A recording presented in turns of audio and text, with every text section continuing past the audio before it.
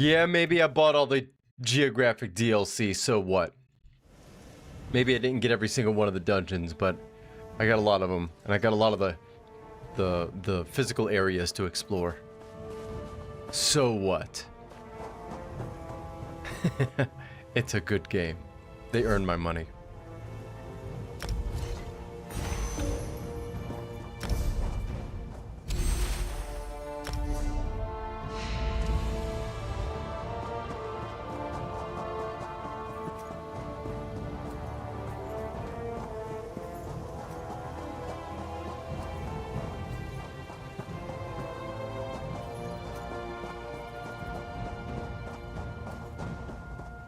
What's happening, Sodge? Yeah, I did. I got, not every single one of the DLC, not the dungeons yet. I'm probably gonna get the dungeons a little bit throughout, the rest of this year as I go through them. But I got all the geographic locations. So all, like Gold Road and Merkmire. Let's see, Southern Elsewhere? Yeah, all those stuff. Yeah, I just ran across him by accident. I didn't even realize he was a companion. I saw him outside of Necrom when I was out questing around, and I was like, oh, that's a cool little quest. I'll pick up on that a little bit later. And then I was looking through my quest log, and it said companion quest, and I thought, oh shit, that's a companion. So I ran through the quest with him real quick, and yeah, sure enough, he's good. He's way better than Bastion. Hold on now.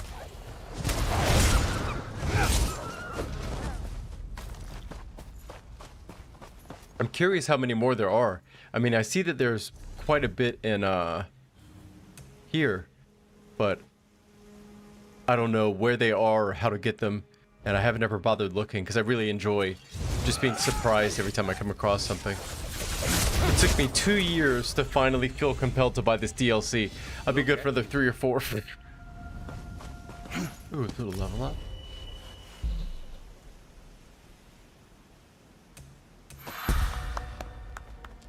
I'm gonna try dumping some magicka into this night blade. See how that works.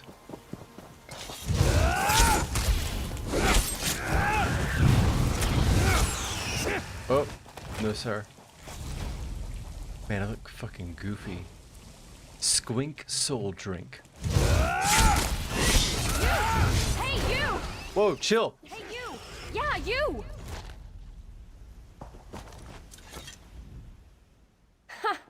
I didn't think I'd ever find you. You move around. Can I help you? I'm Nicolene. I work for Captain Colleen. She sent me to find you, see if you'd had any luck recruiting for our heist. Looks like you're already making new friends. You could say that. And listen, just so you know, we're set up in a hideout near the docks. Jesus. Come find us when you finish recruiting. Look for Lambour outside the door. You gotta keep that quietly. There's 3 folks Captain Colleen wants to help with her heist. Yeah, She's insane. I've been He through all was these tossing- before, but I did want to go ahead and get these quests knocked out with this character. So let's get it done.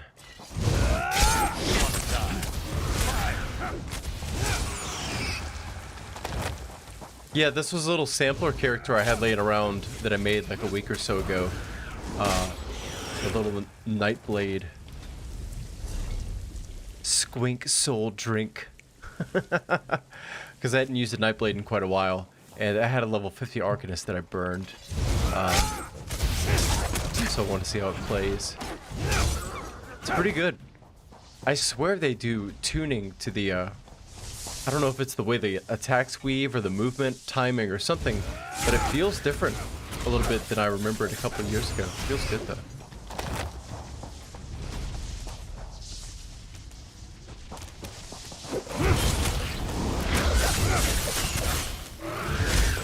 He swings like a son of a bitch.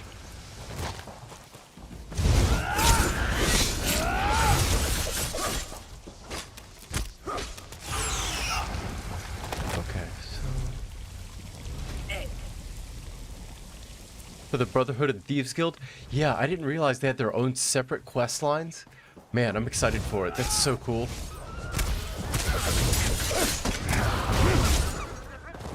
And then I've got Orsinium as well, so I want to try to make an orc character for that.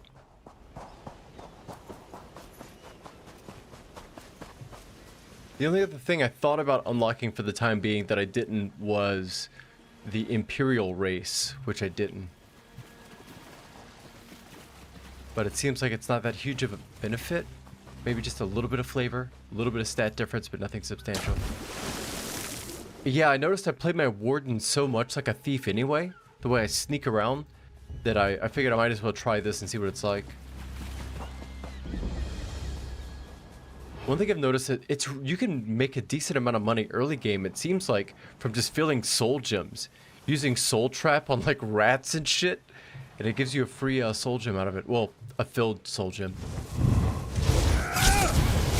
But that's probably like super amateur noob early game shit. I don't know anything about the late game money generation. Oh, hold on now. I'm excited to get to it.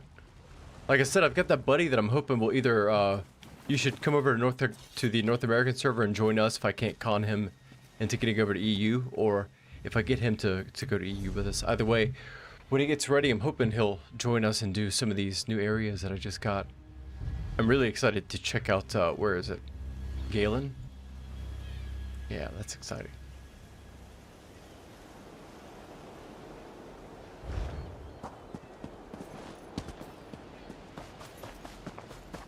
Yeah, I've noticed the racial bonuses don't seem to matter too terribly much unless you go super, super extra sweaty metagame.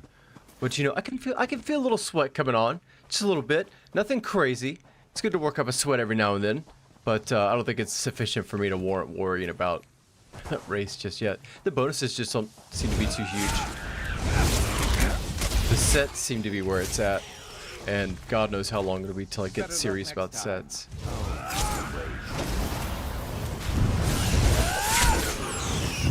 So where's... yeah. Give me that soul. Bam, soul gem. Find another scorpion. That's how you get money right here. Check this out. Soul gem. Bam. Easy money.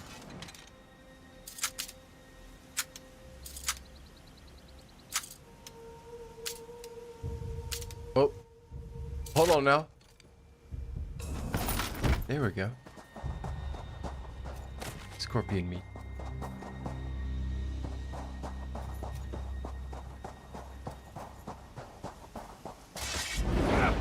Ooh, give me that soul gem. Oh, give me that soul gem. Give me that soul gem. Whoops. Oh. Making money right here. Making the money. Give me that fox soul. See, I sell soul gems to merchants and they think they're souls of warriors and demigods and downed great enemies, but they're actually souls of rats and scorpions.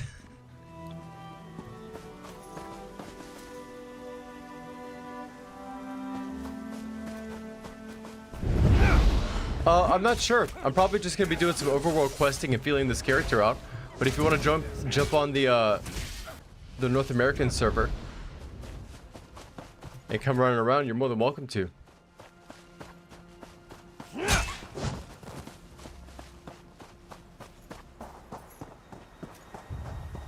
I'm sure we can figure out something, try to do an infinite archive run or maybe a few dungeons or something like that.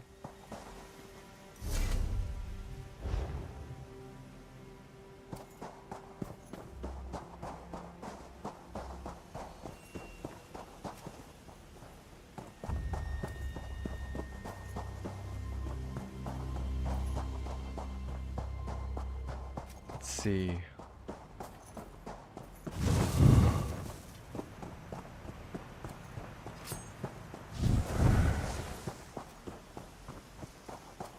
Where is... oh, right this way.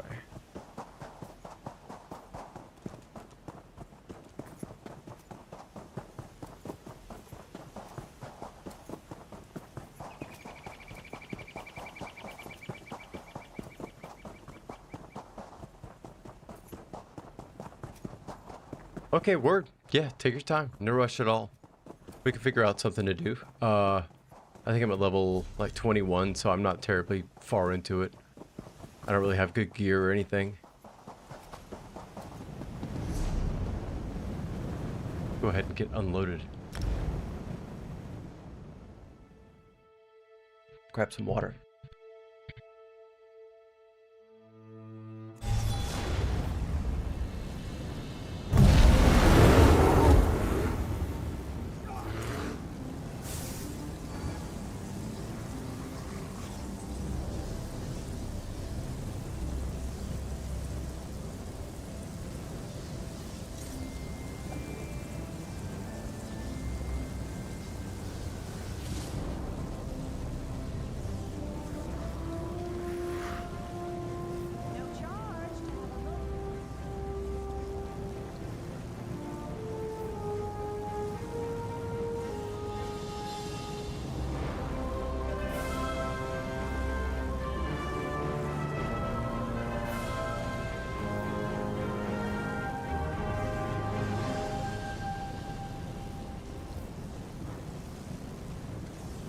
All right.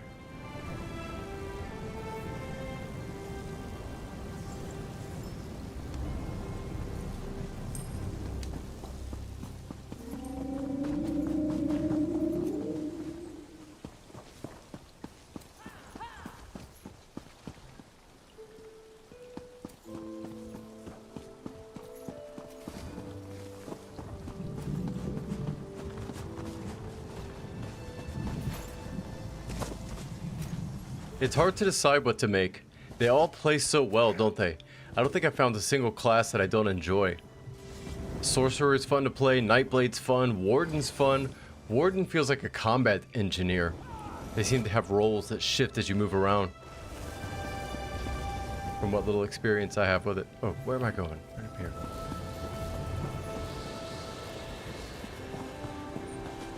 Oh. Best mounts and all? Yeah, best mounts. Let me get, boom, thank you.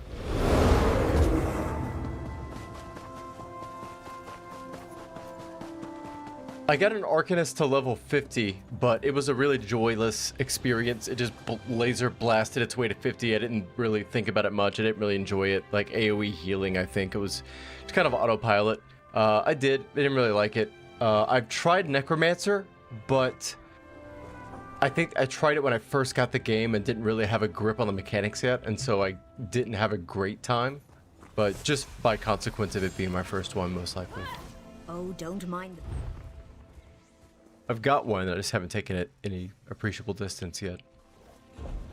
What am I doing? Let's see.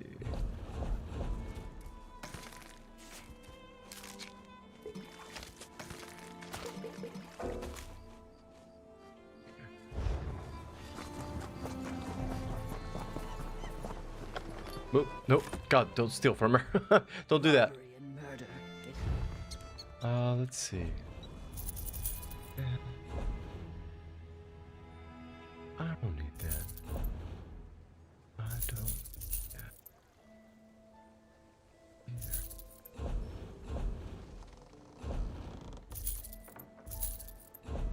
Cool.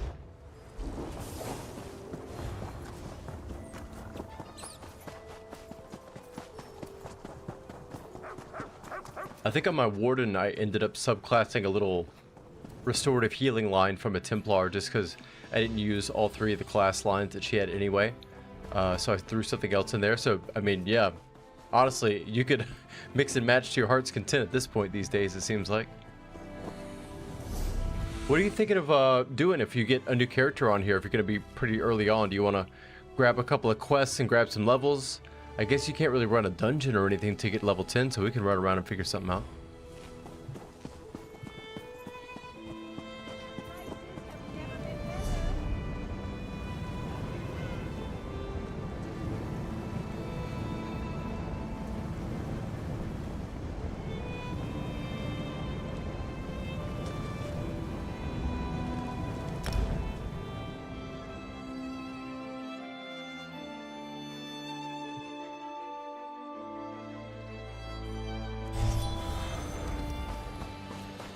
Should have been back by now. After an evening of prayer.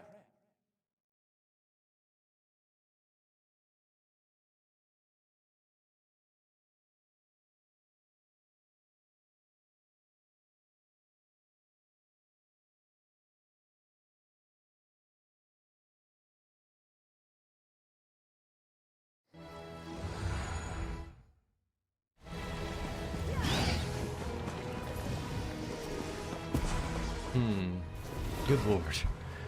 So busy.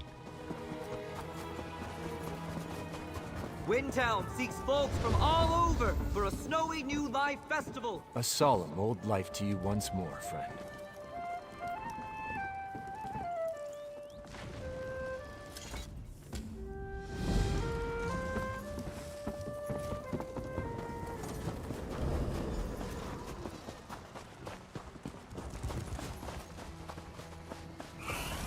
Yeah, there's tons of zones I haven't done any quests in at all, ever. Like East March, for example, where they're doing these New Life Festival celebrations. I don't think I've done any zone or side quests here at all. None of Riften, none of Western Skyrim. I think I've done the Antiquarians thing like once. Tons of options.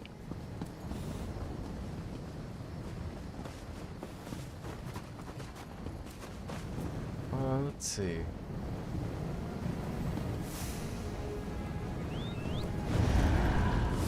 Wow, I look like shit. I need to go to a uniform station. I look like fucking garbage.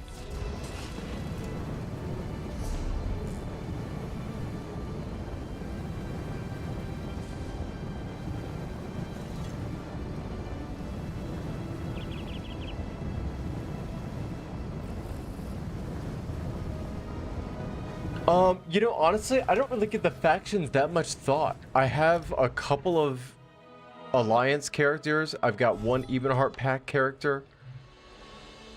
Honestly, I don't even know what the fuck I have. Now I'm curious. Let me see.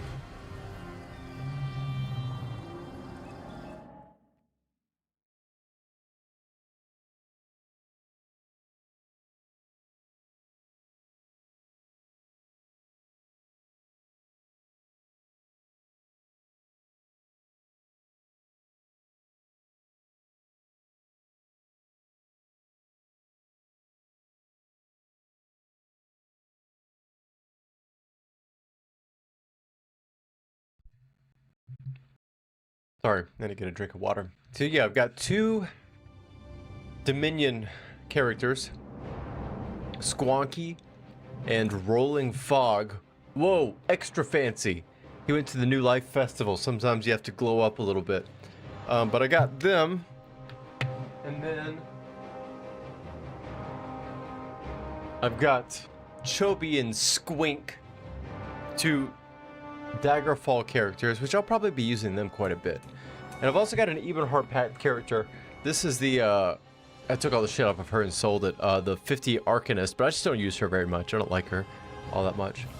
So mostly Aldmeri Daggerfall. But yeah, take your time.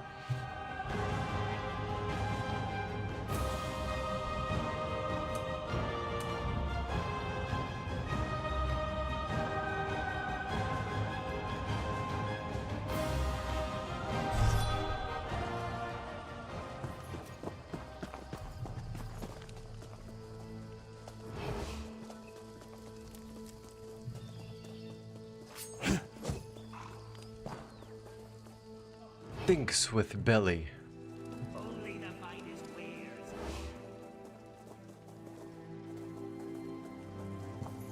Buying, selling, I've got what you need.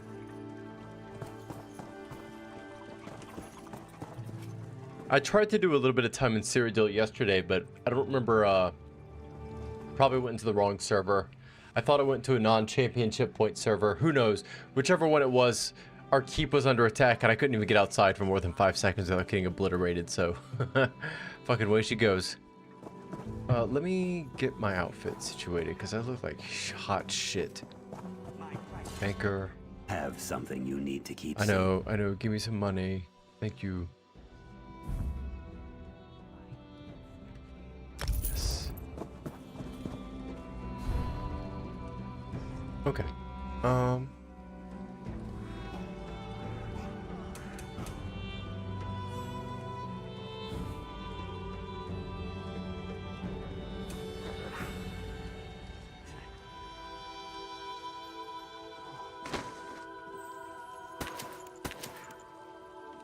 Come, erect the shrine of trade. Buying,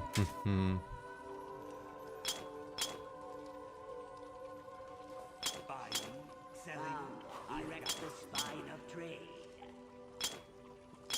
Step up. Have a look.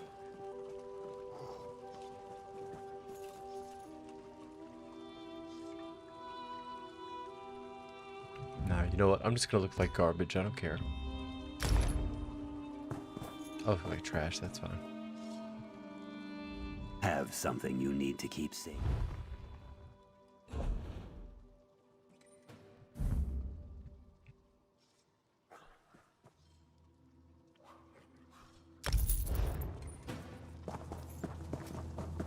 What do you want?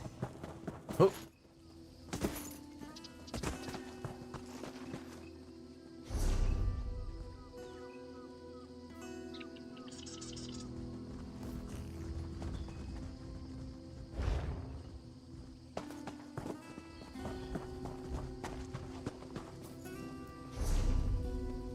Breton Templar would be a strong move.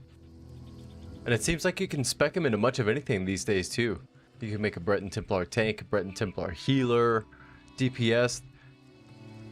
Beyond the fact that the Templar itself is just a really capable class, it seems like they could damn near do anything.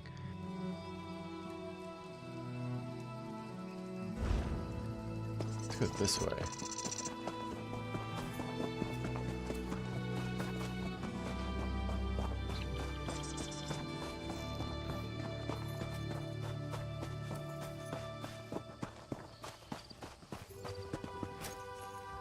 Probably would be a good move because I have essentially no healing on this character. Not in any appreciable degree yet. We'd have to rely on potions and what have you, otherwise. Let me get this little shrine here.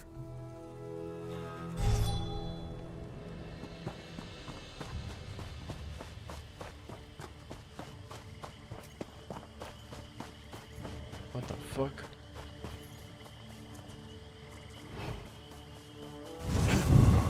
I don't think so.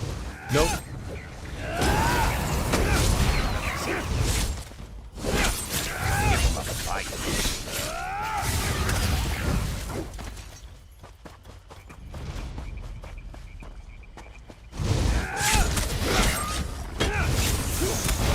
Oh, uh-huh.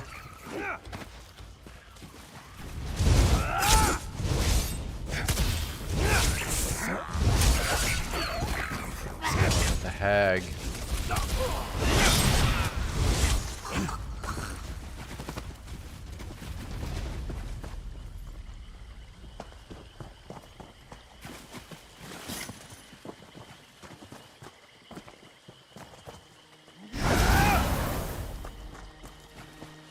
That's one thing I do like about ESO is that it seems really hard to get stuck into a build. You can always just respec later if you need to, I guess. Unless I'm mistaken. Although the gold does get kind of expensive. They charge a shitload for it.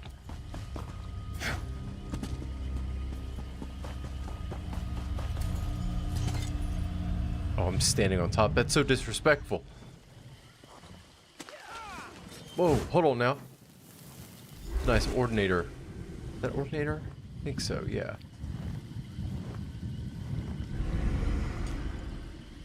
After you, ma'am.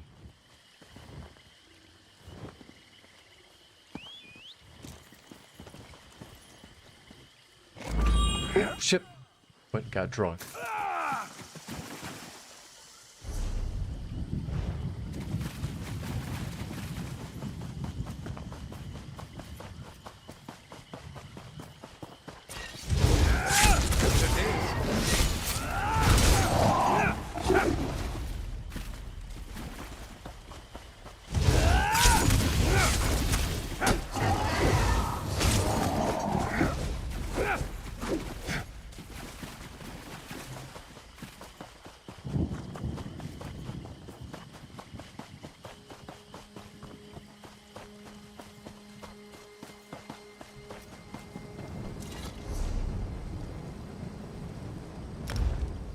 I love a good New Life Festival box.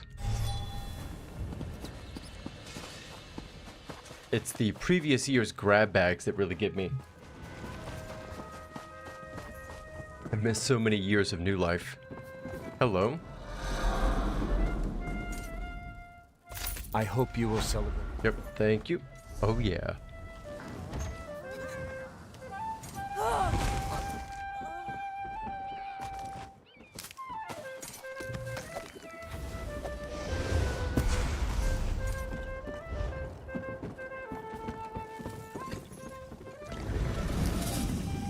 Let's see.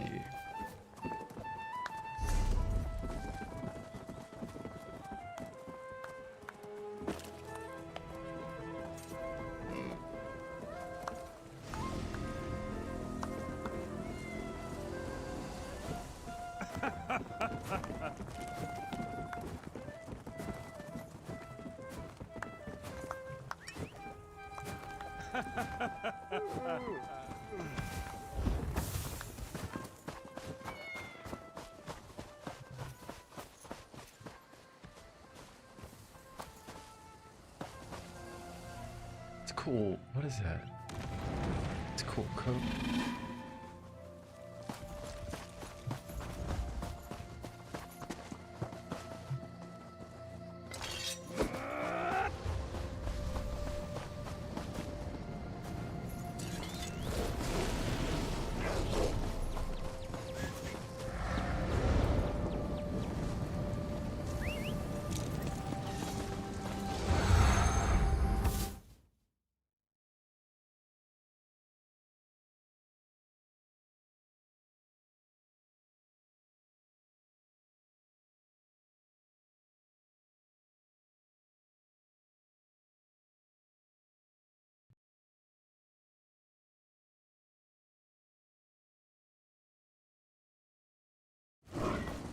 Okay.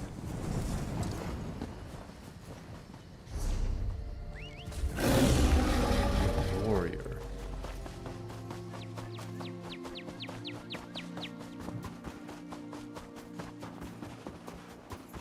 Oh. No, ma'am. Don't think so. Shadow increased to 24. You cannot stop the shadow. Impossible shadow.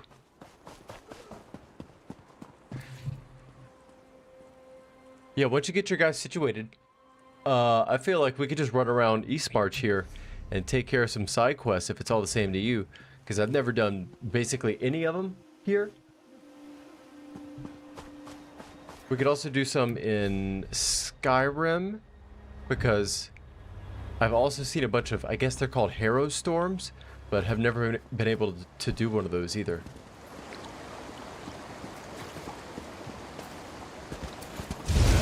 Oh. I'm a sucker for overworld exploring and PvE questing. That's my jam. That will teach them. Although PvP is fun, I guess I did do pretty good in Battlegrounds, but I've actually tried to queue up for other Battlegrounds since then and have never been able to get a game. I think people know I'm just too good, you know? They sense the skill from over the wire and they get scared and they immediately cancel the game when they sense it. I can't blame them. I would scare me too. You saw me tank like an absolute monster that last time. It was unbelievable. One for the record books. It was Olympiad level. It probably reverberated out into the broader universe. Astounding. Show for the ages. I wouldn't even level. I was like level 12. Just absolute legend.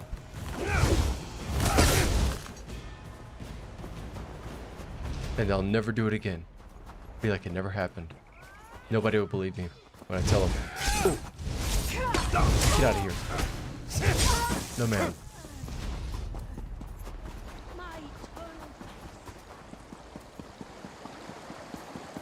The combat in this game is very much like a warm glove.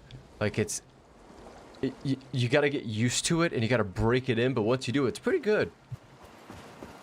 Quite comfortable. Uh-oh, this looks fucked. I'm hurt. Can you help Okay, me? check this out. See this? Rat? I'm about to turn this into $30. Here we go. Here we go.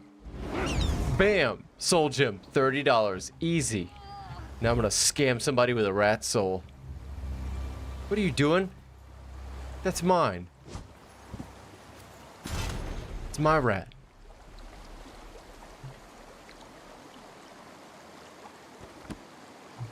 You just stole my rat. Can you believe that shit?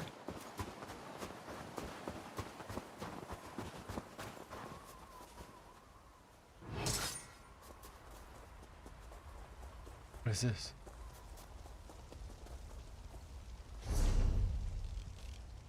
That looks bad. Oh.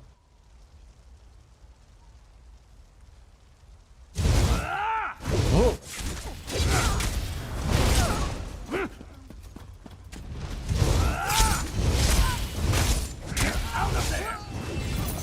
Getting stronger every day. You didn't do anything. What do you mean getting stronger every day? You stood there. I killed the guy. You got the level up. That's bullshit. Sharp as night. You're sharp as a scammer. That's what you are. Sharp as a Nigerian prince.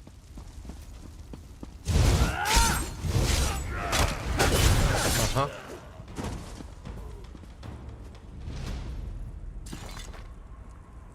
Sing the glory of Sovngarde. Sing the glory of Nirnhilde.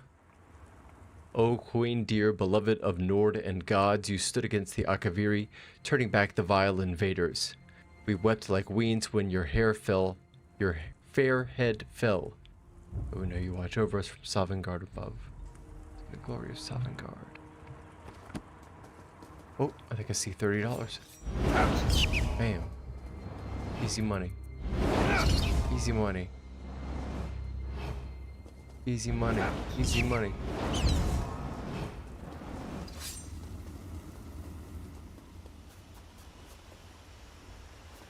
Oh, look out.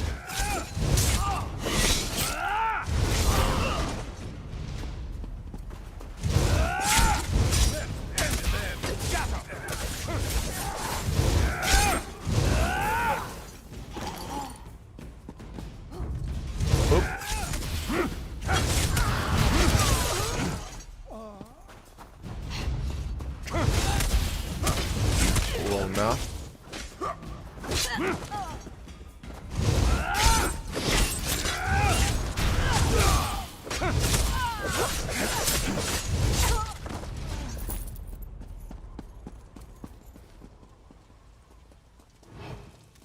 What's this? Steal all these drinks.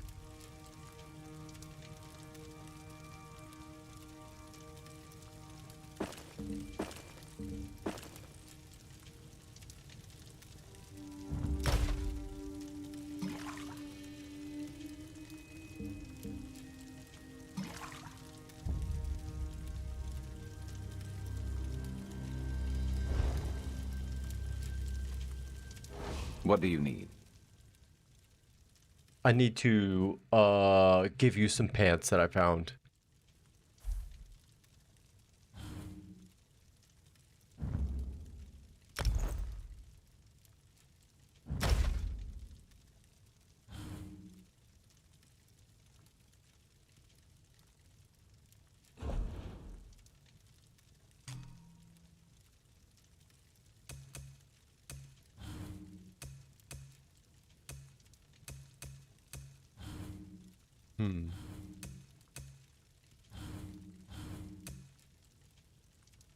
Not bad.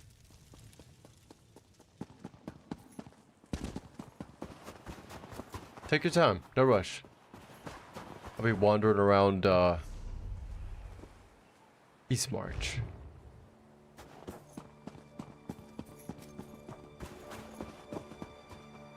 Oh. Oh. Arnhilda, you seemed important. We just killed the shit out of you. I hope you weren't.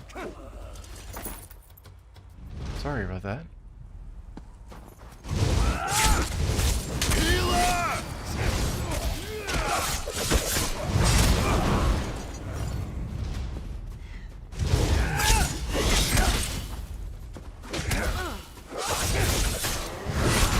Holy shit.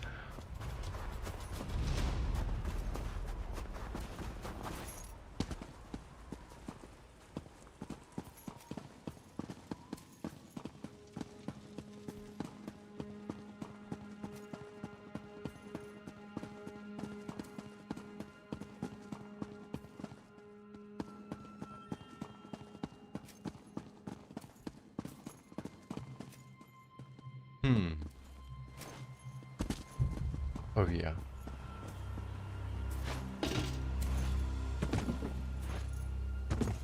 Shit.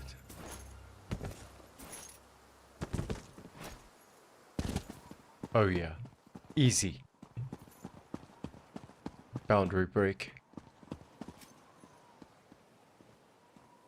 I just gotta look for a sloped. Okay. Nope.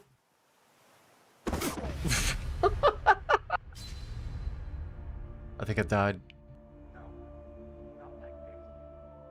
Are you saying no, not like this? Fucking sharpest knife. That's so good. Okay, let me let's go to the way shrine.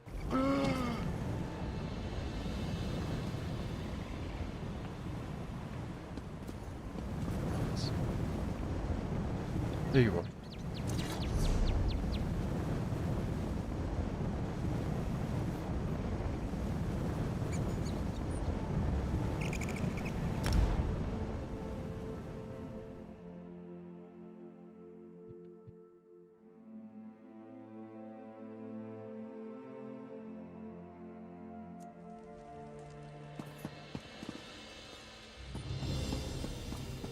Championship points or champion points are so busted. Yeah, it turns you into a superhuman.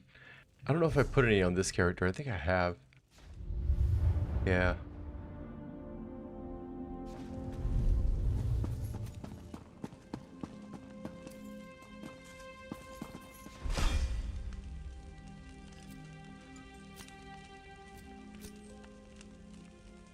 Okay, I thought I couldn't use an armory unless the character got to level 50, but I guess it's any character.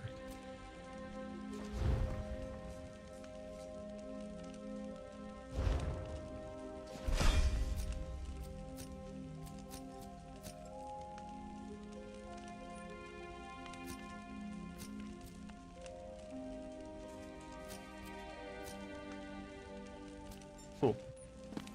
What's in here?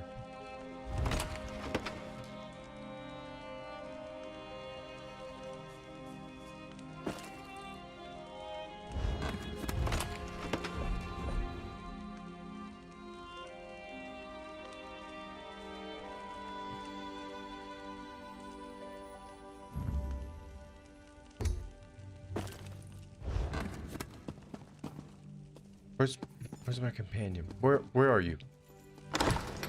Where did you go? Sharpest knight. There you are. What? You can come inside.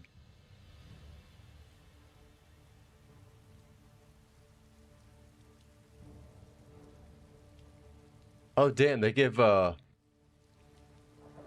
seals per server. That's pretty cool.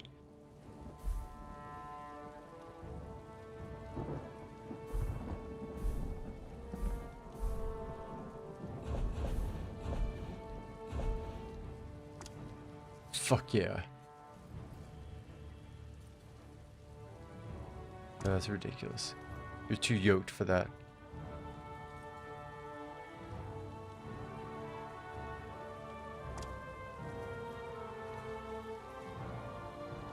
It fits in Argonian pretty well, I feel like. A little extra, but that'll work.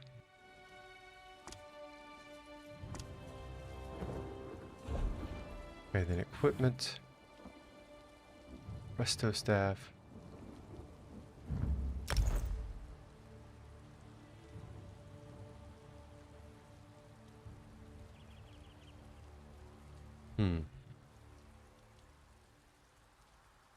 Resto staff is pretty good.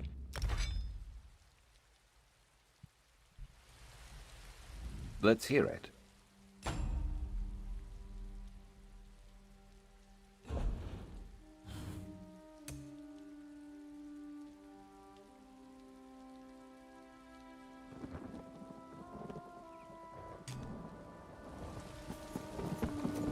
Oh. Shit.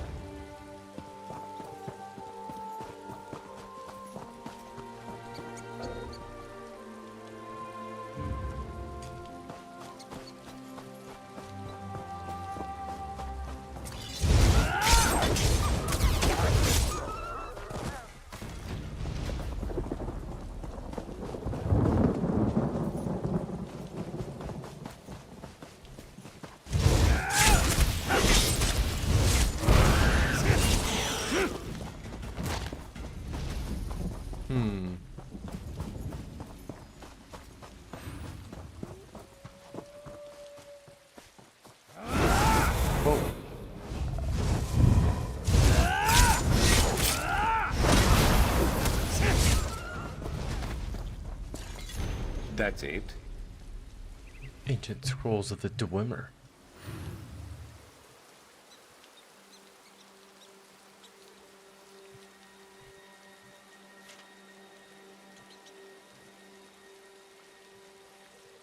I'm gonna go put on some coffee. Give me about 5 minutes. I'll be back and forth. Feel free to come find me or group up with me if you can. I'll put my name in the chat.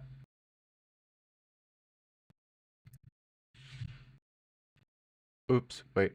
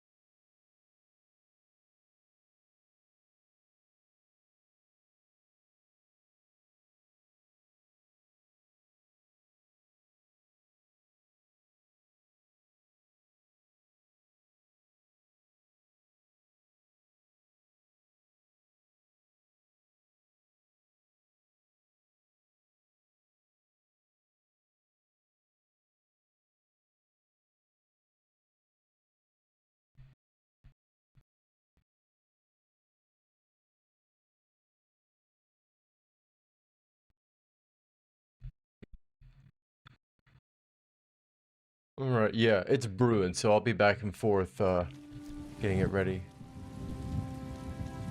Let's see.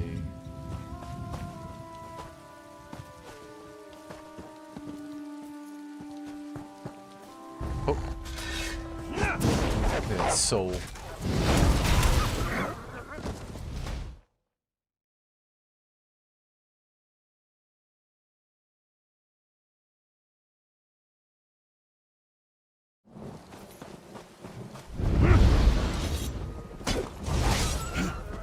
I don't really like that corridor very much. Path of Darkness?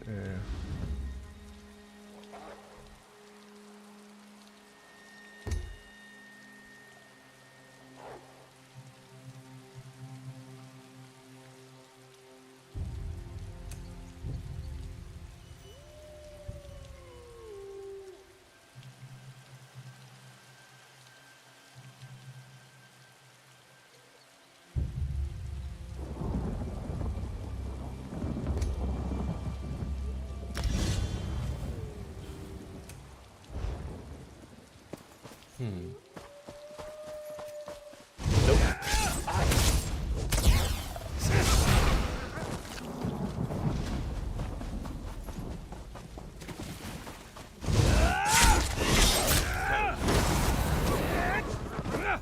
I swear, sometimes Sharp as Night says something out of the corner of my ear, and I think it's somebody in my house.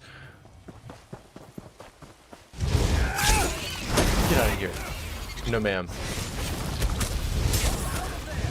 I think they redid the tutorial with this new season or something. It was a different tutorial than the one that I did a couple of years ago. And it was, I don't want to say way better, but it was better for sure.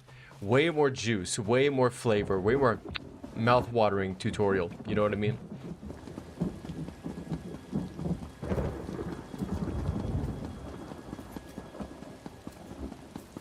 The first one felt like, oh, this is a tutorial. Cool. This is how I play the game. The new one felt like, oh, they're amping me up for what Elder Scrolls Online is about. Got it. Knows bargains. Let's see. Oh, you sell leads?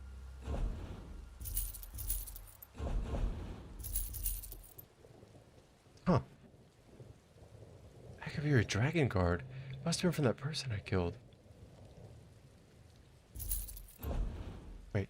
Why are they back?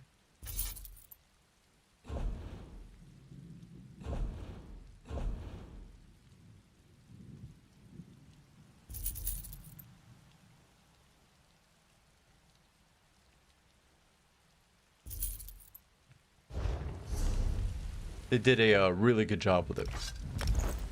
I was really impressed. Okay, so we're gonna put...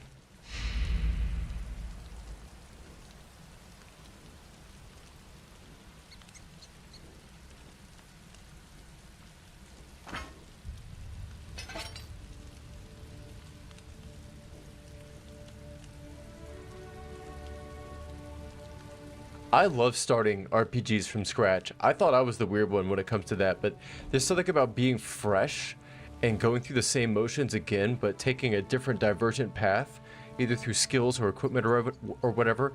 It just like boils this excitement in me that I used to get as a kid that never went away. I have a name for that. I've called it this my whole life. I call it the level 2 sensation. What does the game feel like when you get to level 2? Do you enjoy level 2? How different is level 2 each time you go from level 1 to level 2 and you restart? Is it really different? A little different?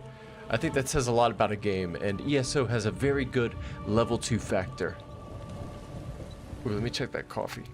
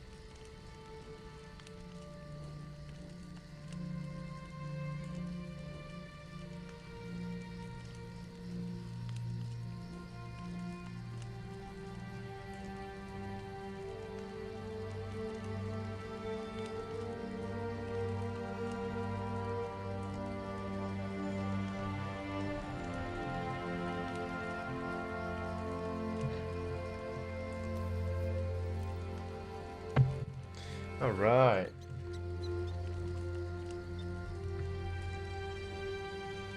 Coffee time, engage. A lot of people these days buy their own coffee pre-made, or they order it in or go to Starbucks or whatever. I just can't beat a good French press or a pour over. I mean, you hit a point where you just start making coffee better than the people that you buy it from. There's no reason to keep buying it from people. It's not that hard to make good coffee, I feel like. God damn, no it's not. Shit! So good.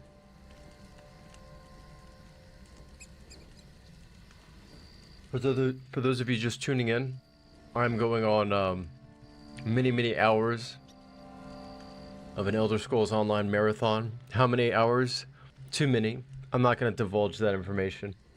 What I will tell you is that I need some coffee to continue doing it, because I will continue to do it.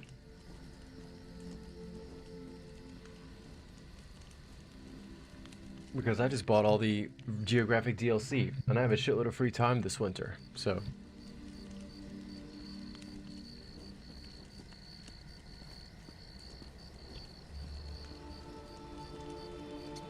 Is it hard to make good coffee in Britain? Is that like an availability thing, or people just don't know how to make good coffee?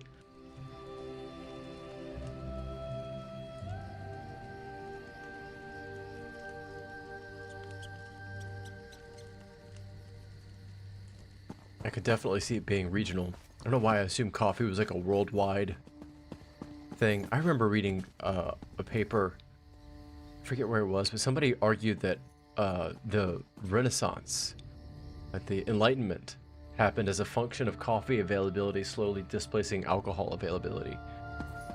Which I think is fascinating. Such a fascinating line of inquiry. Oh, Q1, what are you looking at? I like your... There's a covenant? What is that? Yeah. Yes, ma'am.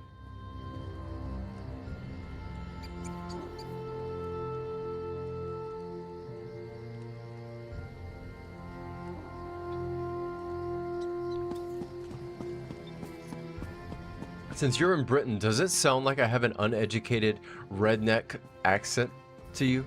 Or do I just sound like an average American? I'm curious what that sounds like. 'Cause, you know, being lost in the sauce, as it were, when you're in the thick of it, it's very hard to tell. I'm sure you can imagine.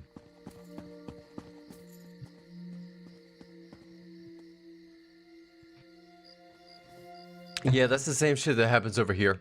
People go and spend $6.50 or whatever on fucking 4 pounds, 5 pounds, I'm sure, on a whipped latte, double frappuccino, 300 milligram latte drink, and it's just not, I mean, they fuck it up so much. At that point, you may as well just make it yourself. Even if that's what you want, you can make that, and it's still so much cheaper and better. Starbucks' greatest marketing achievement ever was turning filtered water, admittedly water filtered through coffee, but water filtered nonetheless, and selling it as a luxury morning breakfast dessert item. Genius. Genius.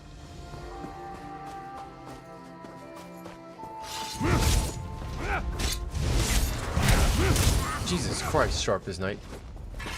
Chill out. Uh-huh. Uh-huh.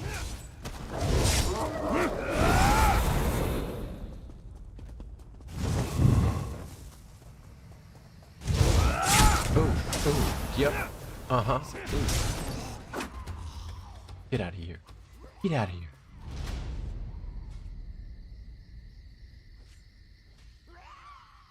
Wow, so delicious.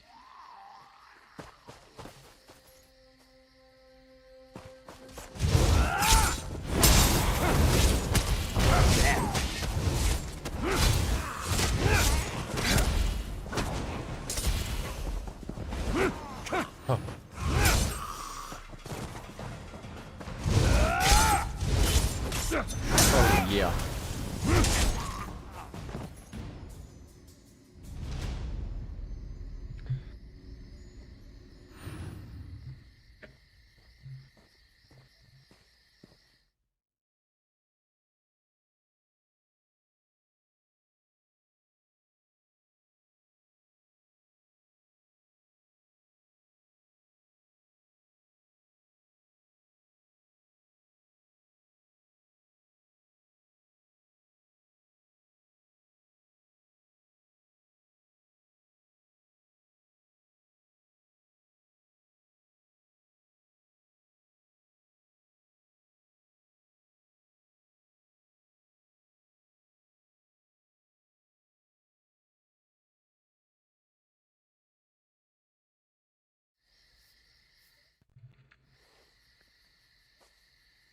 And the Templar is such a damn good class.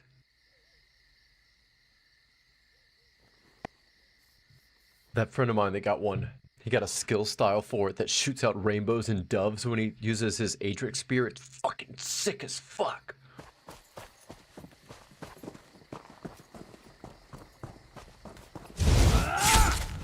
I still got 1,500 crowns left over from my crown purchase. I need to figure out something to stick it on. Because it doesn't seem like they really run crown sales for DLC stuff that often, if ever, so may as well use it on some flavor I like. I mean, $36 for 2 years worth of gameplay up until this moment when I bought all these DLCs. I feel like they got my money's worth. They did a good job.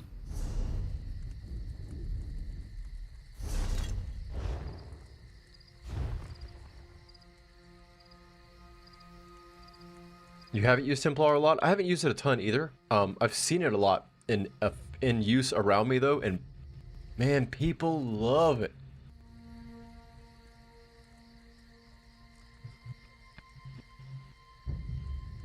Let's see, what kind of flashy stuff do I have?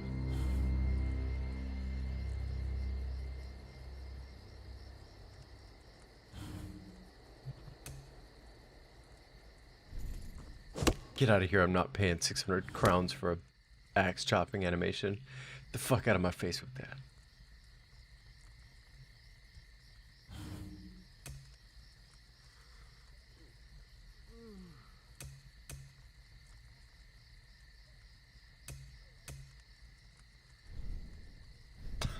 I love it.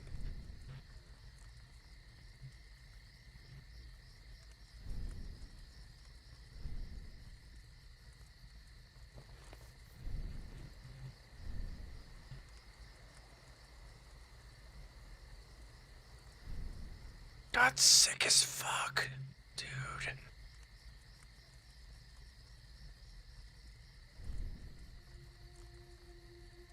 Sorcerers, I don't want to say sorcerers are underrated, because I have no idea what things are rated like in this game, but I don't see a lot of sorcerers out there, and I feel like I fucking turn shit into dust with my sorcerer. I consider it a lodestone sorcerer, because it's got a bunch of dark magic crystal shit and a bunch of lightning. You can absolutely dominate trash mobs with that. God, the Argonians got some real good work done to them in the crown store. This is how they get you, right? Flexing. The ultimate meta. You want to flex, you gotta pay. Fair. I mean, they charge a good price for the game. I suppose I can't argue if everybody's gotta make money. Look at that. Solid. Beautiful. Not beautiful. Do not want to speak to your manager.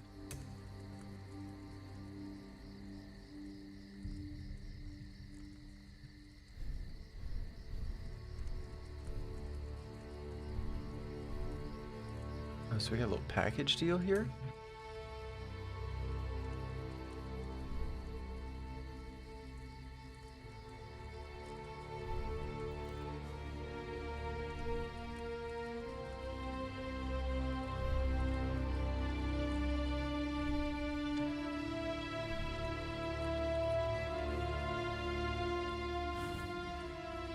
God, those skill styles are fucking expensive, dude.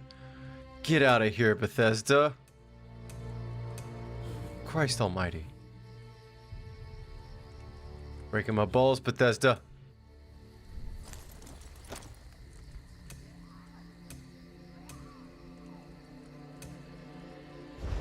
Whoops.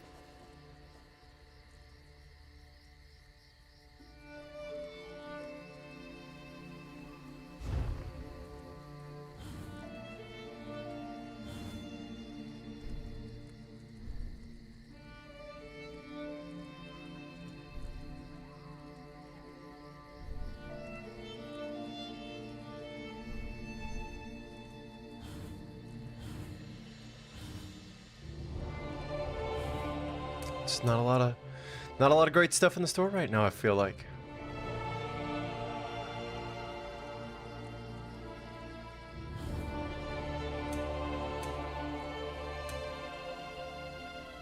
I don't even know what crown crates are. What is this?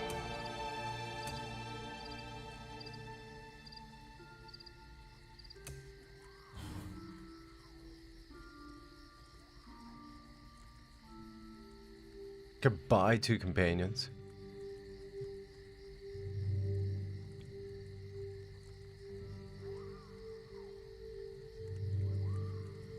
Are they that good?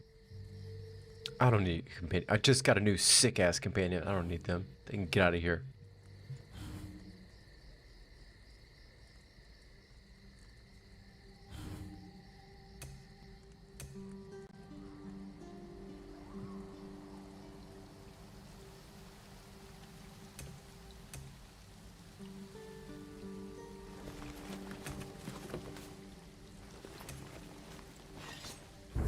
Uh-oh. Whoa. Yeah, I've been thinking about ESO Plus, but it just doesn't seem like a great investment. Not for the way I play.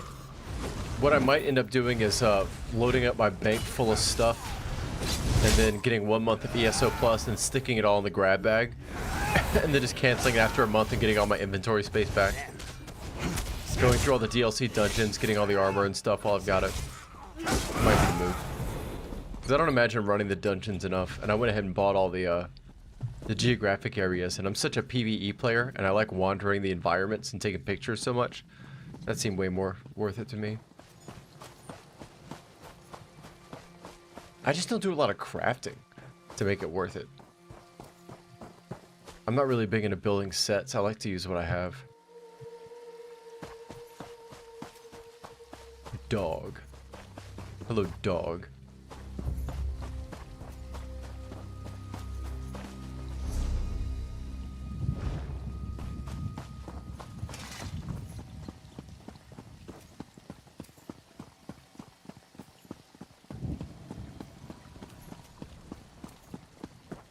I think one of my favorite parts of this is getting not skill styles, but style pages and motifs, trying to build custom outfits. Might just buy another outfit slot. That might be the best investment.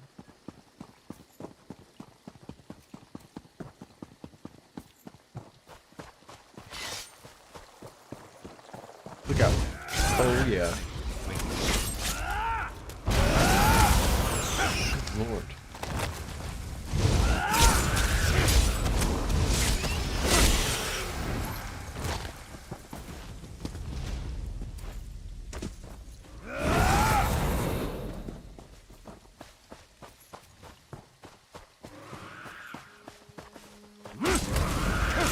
Yeah, I see a lot of people talking about doing dailies, but I still don't understand. I mean, I don't know, maybe it's just like a motivator that I don't have. 5k gold, I guess. I mean, I guess maybe if you spend a lot of gold it's worth it, but I see you get inspiration too, which maybe is experience for that crafting line. I'm not sure what that is either. There's so many fucking subsystems in this game. Is it me, or has there been nothing but bad news here the last few months? Ogres attacking to the east, some crazy cultists over in Menevia, and now the Countess is sick too. I hope things turn around. They're not gonna turn around, lady. They're gonna get worse. They're gonna get way worser.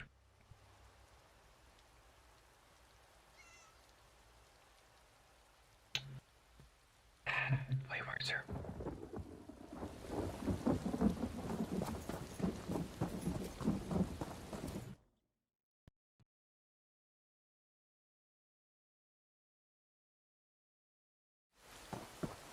They're gonna get way worser. People just keep subscribing to me playing this game. I don't get it. The 57 subscribers. That's ridiculous. I've got the narration recorded for a little 13-minute piece I'm gonna put out on my most enjoyed games this year and shout out ESO in it, and then lead into Oblivion, and then prepare anyone that might be watching this channel for me to start a blind playthrough of Oblivion in January. Although I'm worried I'm going to be playing it and looking at ESO wondering about all these DLC zones I bought I wouldn't have gotten through yet. That's okay. Embarrassment of riches, that's what that is. Get out of here. Oh my god, I'm so sorry. Oh, see, shit. You turned to electricity dust. You okay? I'm sorry. They forced me to do it. What? Oh. I had no choice. Oh, this is a trap, isn't it? Get him sharp as night. Oh, he's just screaming, die. That's fucking awful.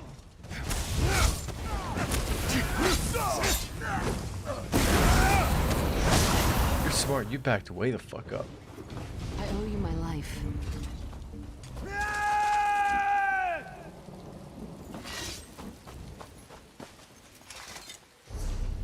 Okay. See a goddamn motherfucking way shrine. Shit.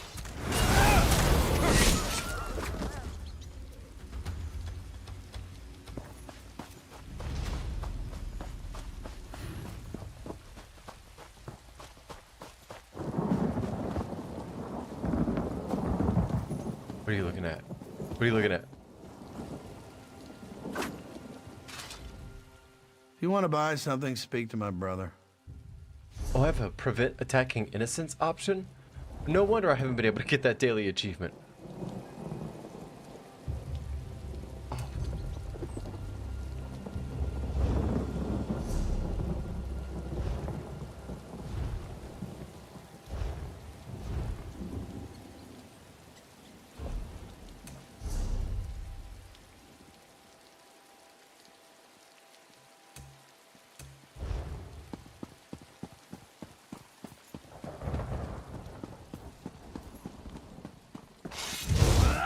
Oh. You okay? You seem okay. Yeah, took that on the chin. No worries. Okay, good. Good, good, good. God, what a good fucking game this is.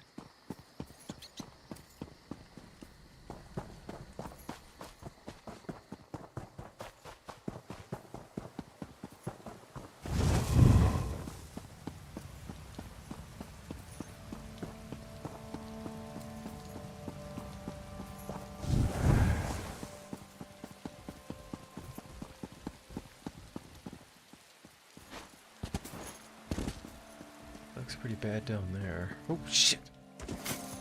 Now we're in it. Let's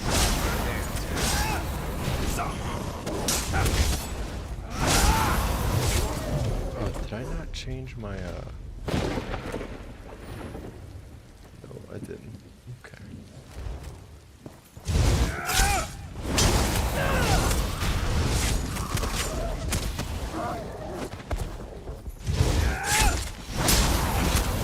Uh-huh.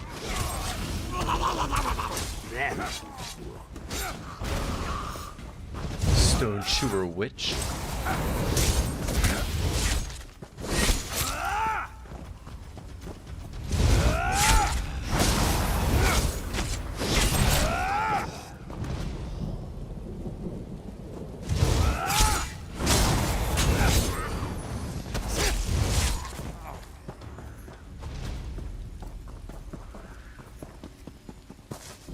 Might get rough in here. I've got your back. Well, that's nice of you.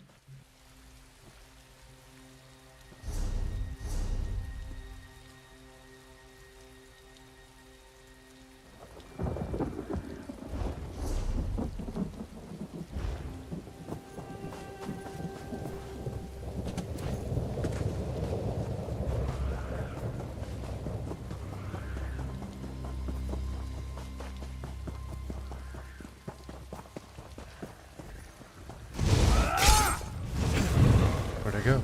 Oh, you found me.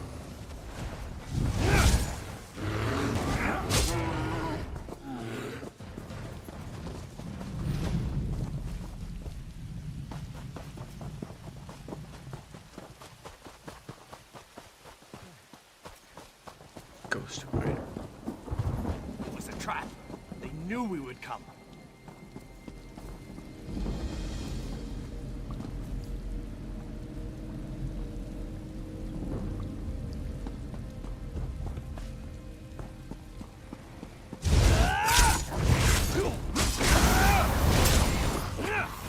Sounds good. Take your time. I figure when the time comes, we'll get up, maybe do a little overworld delving, get you up to level 10, hit some dungeons. Who knows? The world's our oyster. do whatever we want.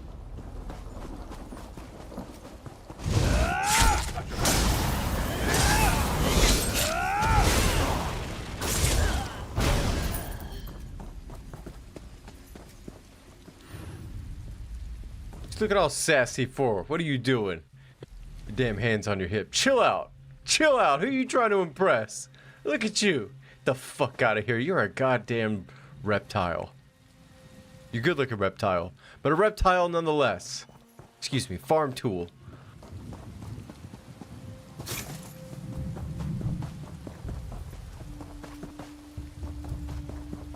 This hat is too much. I need to show my beautiful balding head. Wait. Fuck you.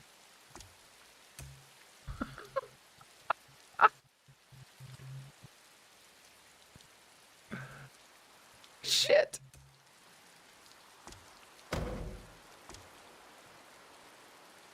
I drive a Subaru Outback.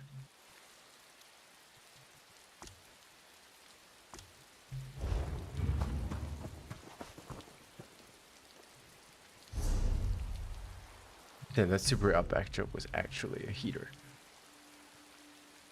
Turn that off. Oh, I don't know why they gave that to me. I don't know where the fuck that... I got that the week I logged in. Why would you give that to me the week you logged in? That's how you make a game look goofy. Welcome to the Elder Scrolls Online. Take this purple lipstick. Do you like these earrings, though? Extra hard.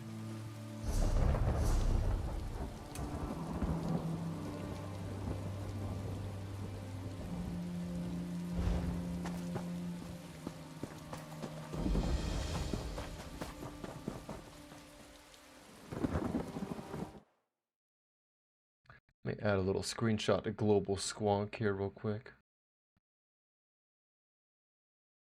Yeah, we like to update the Global Squonk Discord. Feel free to join if you haven't yet. Pretty quiet, pretty low key. Don't use it for much other than sharing screenshots because there's really no great place to share screenshots anymore in a social manner. But Discord, learning from their mistakes, is starting to introduce a forum-like structure for image and message sharing for some of their sub-channels. And it's perfect for sharing game screenshots, and that's what we're going to do. I'm going to upload one right now. Let's see. Yes. Beautiful. Beautiful.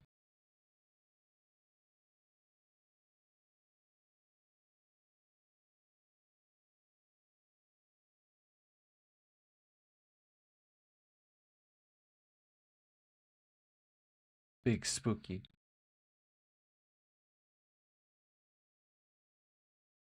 And this game does take great screenshots. It really does.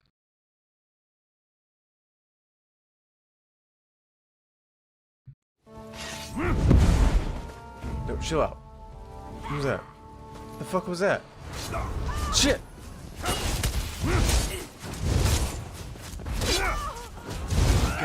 Get out of here. That was you, wasn't it, you son of a bitch? Good shot. Sharp as night? Hold on. No, that's too much for you. Wait. Two. No, that's for my girl. And the Bosmer and the Old Mary. We don't do that. I need...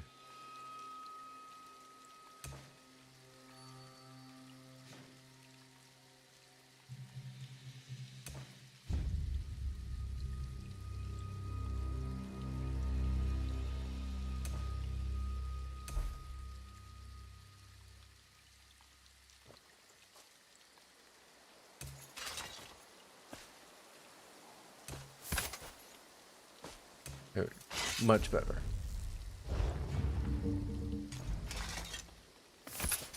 Uh-huh. Just like that.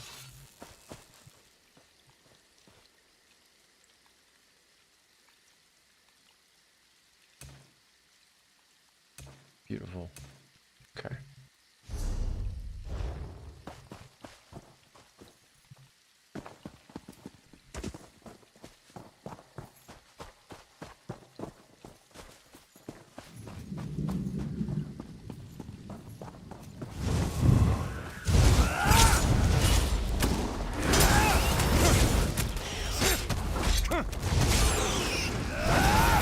Uh-huh. Get out of here with your bad self. Holy shrine.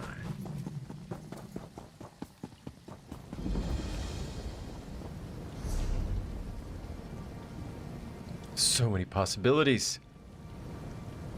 Except for Solstice, which I did not buy.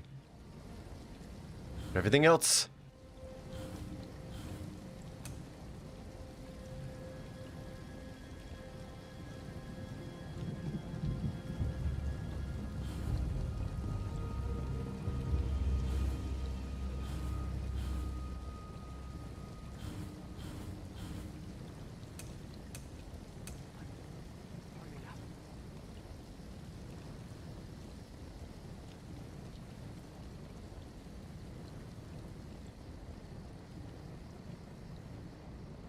Damn, storage might be the move.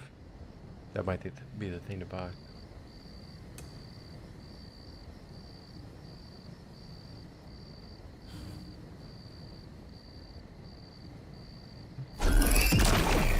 Get the fuck out of here. You're out of control.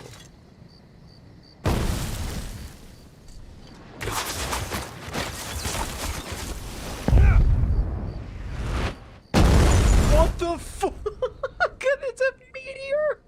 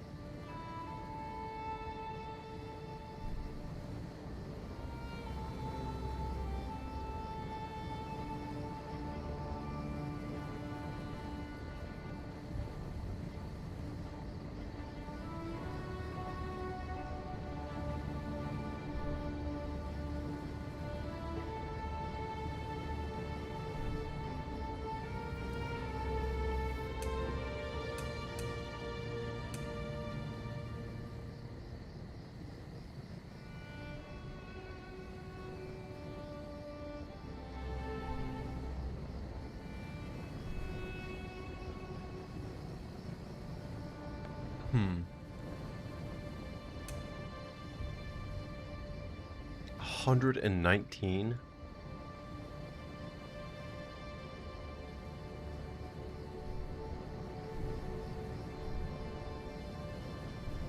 Oh, I see. It's facial hair and stuff.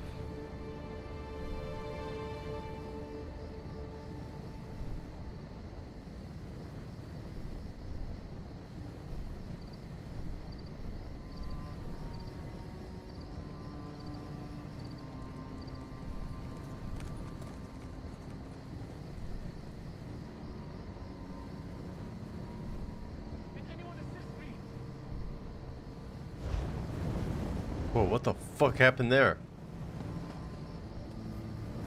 That was very strange. Okay.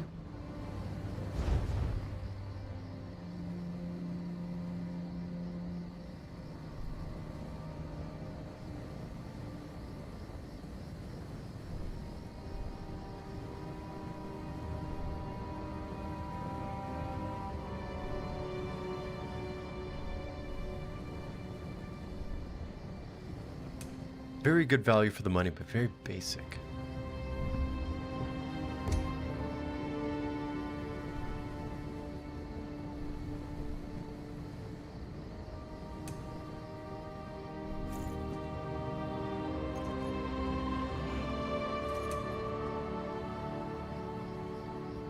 Yeah!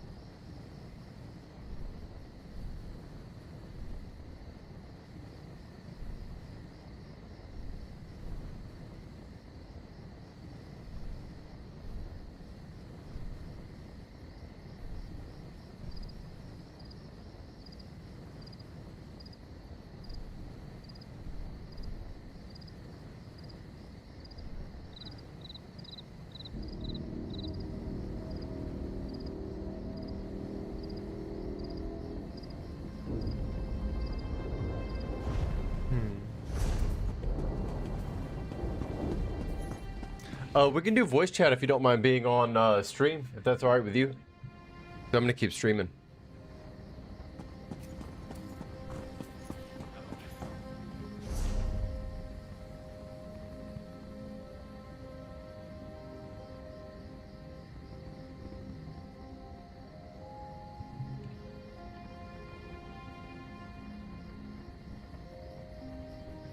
All right, well, I'll join up to the Discord channel. Pop in whenever. Take your time. Whoops.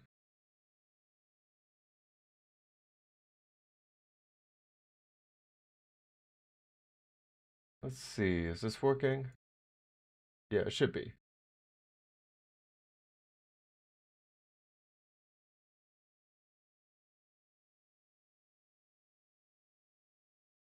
All right.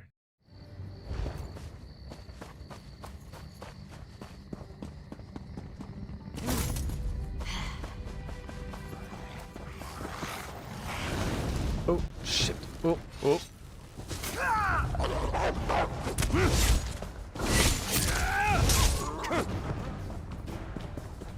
You asked for it. What? Oh, it was you.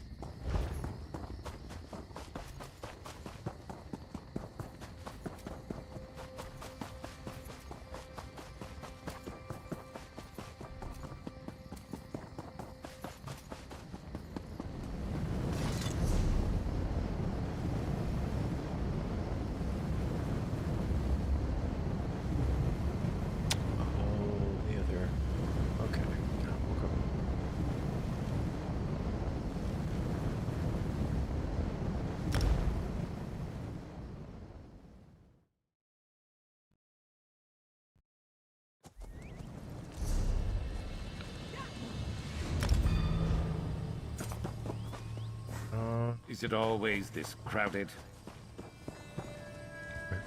Where the fuck am I? I'm in the wrong one. Whoops.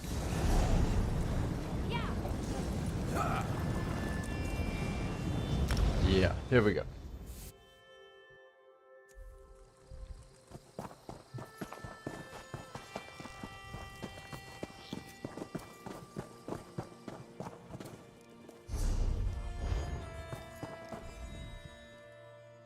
Yes,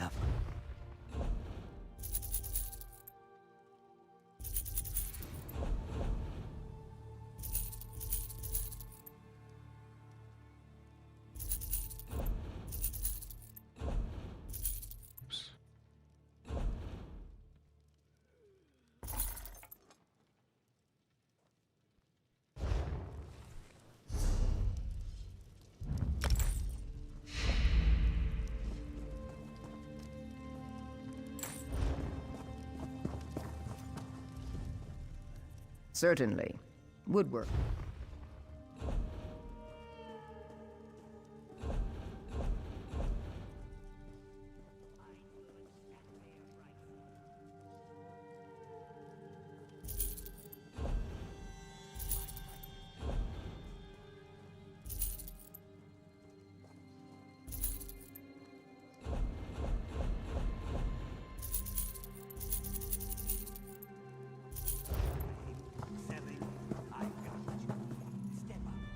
Nope, wrong person. You. have something you need to. Yes. Deposit. Wow, 3,000 on the dot, huh? Okay.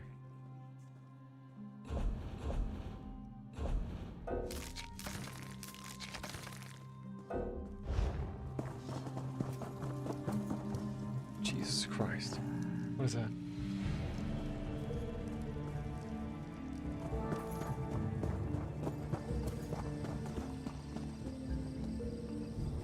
Selling, buying, trading. Right here.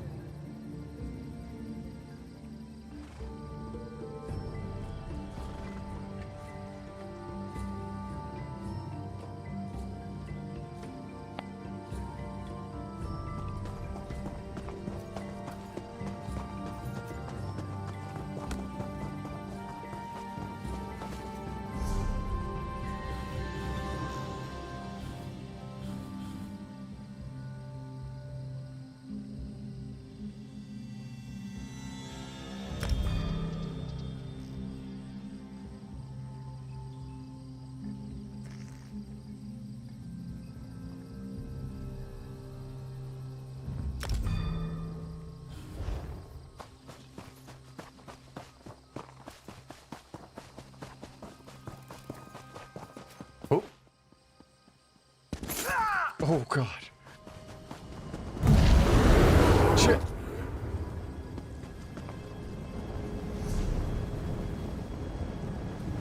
Hello? How about it? What's up? How are you doing? I'm doing good, man. How are you? Not too bad, not too bad. Trying to get as much of this coffee in my system as I can possibly manage. Man, I'm drinking Mountain Dew because I'm a sweaty noob. So where are you located in the game right now? I am in Port Hunding, like the starter zone for the Daggerfall Covenant, because I just finished the tutorial, so... Okay. What hunting? But I can TP to you as long as I add you. I can TP wherever you are, so... Are there any... So have you done basically all of the overworld zone quests in this game before over time, or are any of these new to you as well? No, so I've done... Wait, let me have a look at the map, so it's a little easier. So, throughout my whole ESO career, I've done all of the Ebon Heart zones, which is obviously Bleak Rock Isle, Balfoyen, Stonefalls, Shadowfen, Deshan, The Rift, and Eastmarch. Okay. I've done, and that's completely 100% all side quests, all way shrine, everything. I've done, what is it called? Cold Harbor, a fully completed Cold Harbor. I have done Vardenfell, Rothgar. I've done the main zone story in Somerset Isles. And I've done the Clockwork City. Oh, I just bought that DLC today. I'm excited to get to the Clockwork City at some point. People have talked it up to very high regard. People seem to love it. Yeah, they added like a really important mechanic for like sets and stuff with that DLC. So yeah, I think that's I think that's what I abuse in guild members halls. The big like platonic model of the universe looking thing that lets you transmute. Yeah. So have you done anything in Western Skyrim at all? No, I haven't touched Western Skyrim. I've been there. Don't get me wrong. Like I've been there because like I love the game Skyrim. So obviously I've been there because Solitude. Okay. But no, I haven't done any of the quests there. No side, literally. The main reason, like, so as like an ESO veteran, right? When you make a new character, you go. What Western Skyrim is one of the first zones you go to because they added scrying with Western Skyrim. Oh. I don't know if you've heard of it yet or not. Yeah, I have wandered into Solitude and done the little scrying quest to get the Antiquarian's Eye, but I've left shortly after that and never done anything in the zone proper. Yeah, so scrying is like when it comes, obviously like that sets and stuff are really important, especially late game when you want to do trials and stuff like that, and like the DLC dungeons. Mm-hmm. And scrying is like another way of getting like really powerful set items. Okay. But the cool thing about like scrying with like the set items you can get, a lot of it will be like jewelry and stuff like that. But like they're known as mythic items and they're like dark orange in like the inventory. But like a lot of them will have like a really good buff, but also like a drawback to them as well. So it's not just like a straight up buff. You do get like a drawback from them too. I think I noticed that with one of them. I think that stood out was the Oaken Soul, where it was a 1 of 2, or maybe just a 1 of 1 to make it the set, but you couldn't switch to your back row, I guess. Yeah. So with the Oaken, so I don't think it's as meta as it used to be, but a few years ago, like a lot of people would just be running 1-bar builds, which is what they were called. So you'd run Oaken Soul because it would give you like every buff in the game, and then you wouldn't, because obviously like, so the way you do it, like obviously the most common build that everyone plays is DPS in this game, and like your standard DPS, whether you'll play Magicka or Stamina, is like 1 bar will be filled with dots and buffs, and then your other bar will be more of like your just direct damage then. Okay. So whenever you start in combat, like obviously if you're doing overworld, it doesn't, like you can run overworld with 0 abilities and you'll be fine. But obviously when you go into like dungeons and stuff like that, like you would normally open up a fight by doing all your buffs and then like applying your dots and then hitting them with your direct damage and like your spammables and whatever, you know. But that's like that's obviously later on and stuff. Like the base game dungeons are like pretty easy, and like you can run. I was going to tell you this in the streams as well, because like a lot of the base game dungeons in the base game zones you can do on your own like pretty comfortably, as long as you're like you understand the combat mechanics to a certain degree. Like you don't need to be professional in any way. Like once you kind of get like the vibe of movement and combat, like you can run like any of the base game dungeons on your own, really. Yeah, there was I think I've only had minimal exposure to. So are trials just forms of dungeons with specific conditions or requirements? Yeah, so trials are like multi-man. Like it's like a dungeon, yeah, but it's I think they're like 12. You need like 12. Like you will not be able to do a trial on your own ever. Like it's impossible. Like they're made for like I think it's 12 people. I haven't actually done loads of trials. Good lord. I haven't done loads, but I've done like so I started playing ESO on PlayStation. I think I mentioned it in one of the streams. And when I played on PlayStation, I was, I guess, like, well, yeah, the same as any other new player. So, like, you, like, just playing, wandering around. Like, the part I enjoyed about the game the most, especially coming from playing Skyrim, was just going around and questing and learning more about, like, you know, the other cultures and stuff that I haven't really been delved into in the main franchise. Definitely. But then, like, then I started to get into more of, like, the MMO side of things and, like, making a cool build and going into dungeons and just ticking those numbers up, you know? They have to strike such a...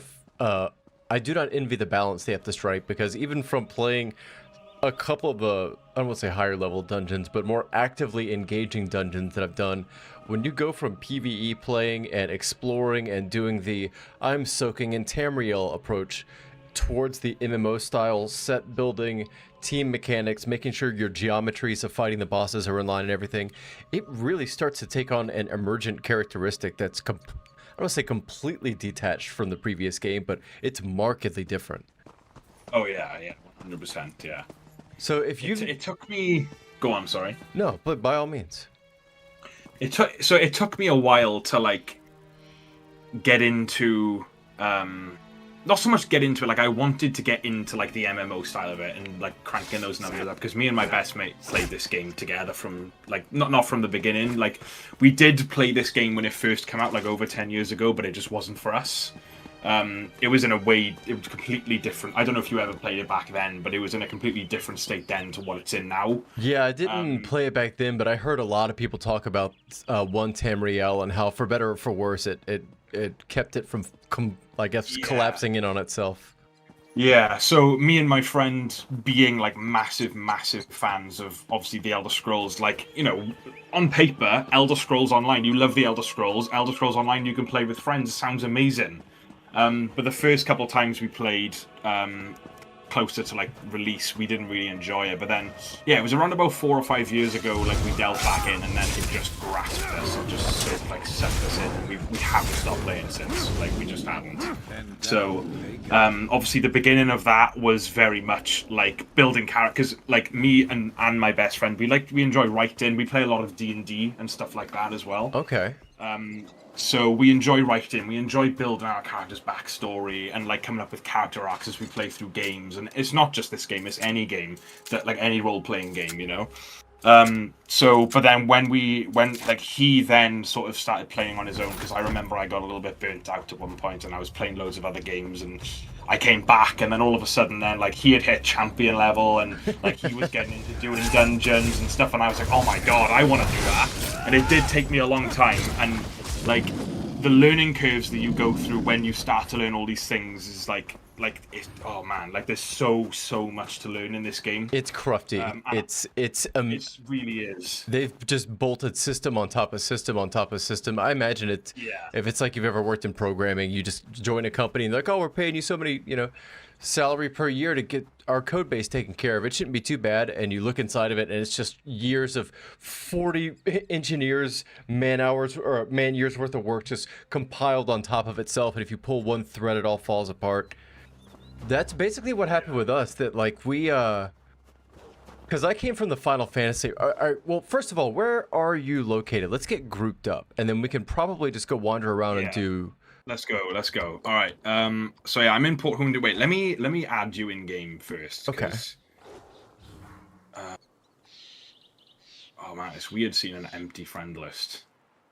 Yeah, you've probably been on the EU server for years at this point, huh? Well, so yeah, so like I said, I started on PlayStation, but then back in 2023, I finally got myself a PC. And, like, this game is just notoriously known for being better on PC. So I switched over, and it did take me a few months to sort of, like, get over that, like, losing everything feeling. Yeah. But, like, in the long run, it actually turned out a lot better for me because, like, I kind of treat my time on PlayStation as a tutorial, and then, like, me switching to PC, I had so much more, like, knowledge of the game that, like, I did everything right the second time. Do you know what I mean? I could not imagine playing this game on a console. That is downright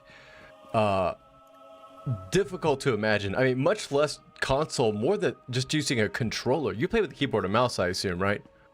Yeah. God, yeah, a controller. I've seen people do it, and in fact, when I look at the, I mean, for the most part, I don't really treat subreddits as real much anymore these days, except for hyper niche stuff. And the Elder Scrolls subreddit seems to be still, for the most part, full of people that genuinely love this game. And when I look at the imagery and the videos that they're sharing, these people are playing on console. They're playing with controllers. They're grinding out all these crazy numbers of items and economies of scale with like button and joystick inputs, which is insanity to me, but they do it. Yeah. Well, funnily enough, like that friend I was telling you about, obviously we both come over from PlayStation, and like we both play PC now, but he still plays controller. He still plays with the controller. It's like comfort food for some people, I guess. Yeah, like it did take me a while to learn like how to play with a mouse and keyboard, because I was like, I've always been console. Okay. So, but then yeah, it just. Are you invert y-axis or regular y-axis? A regular. Yeah, I'm invert. I don't know why that's different for some people. I think I learned on flight simulators. I think that's what did it. Oh, Jesus. You play inverted. Yeah, I don't know how that happened.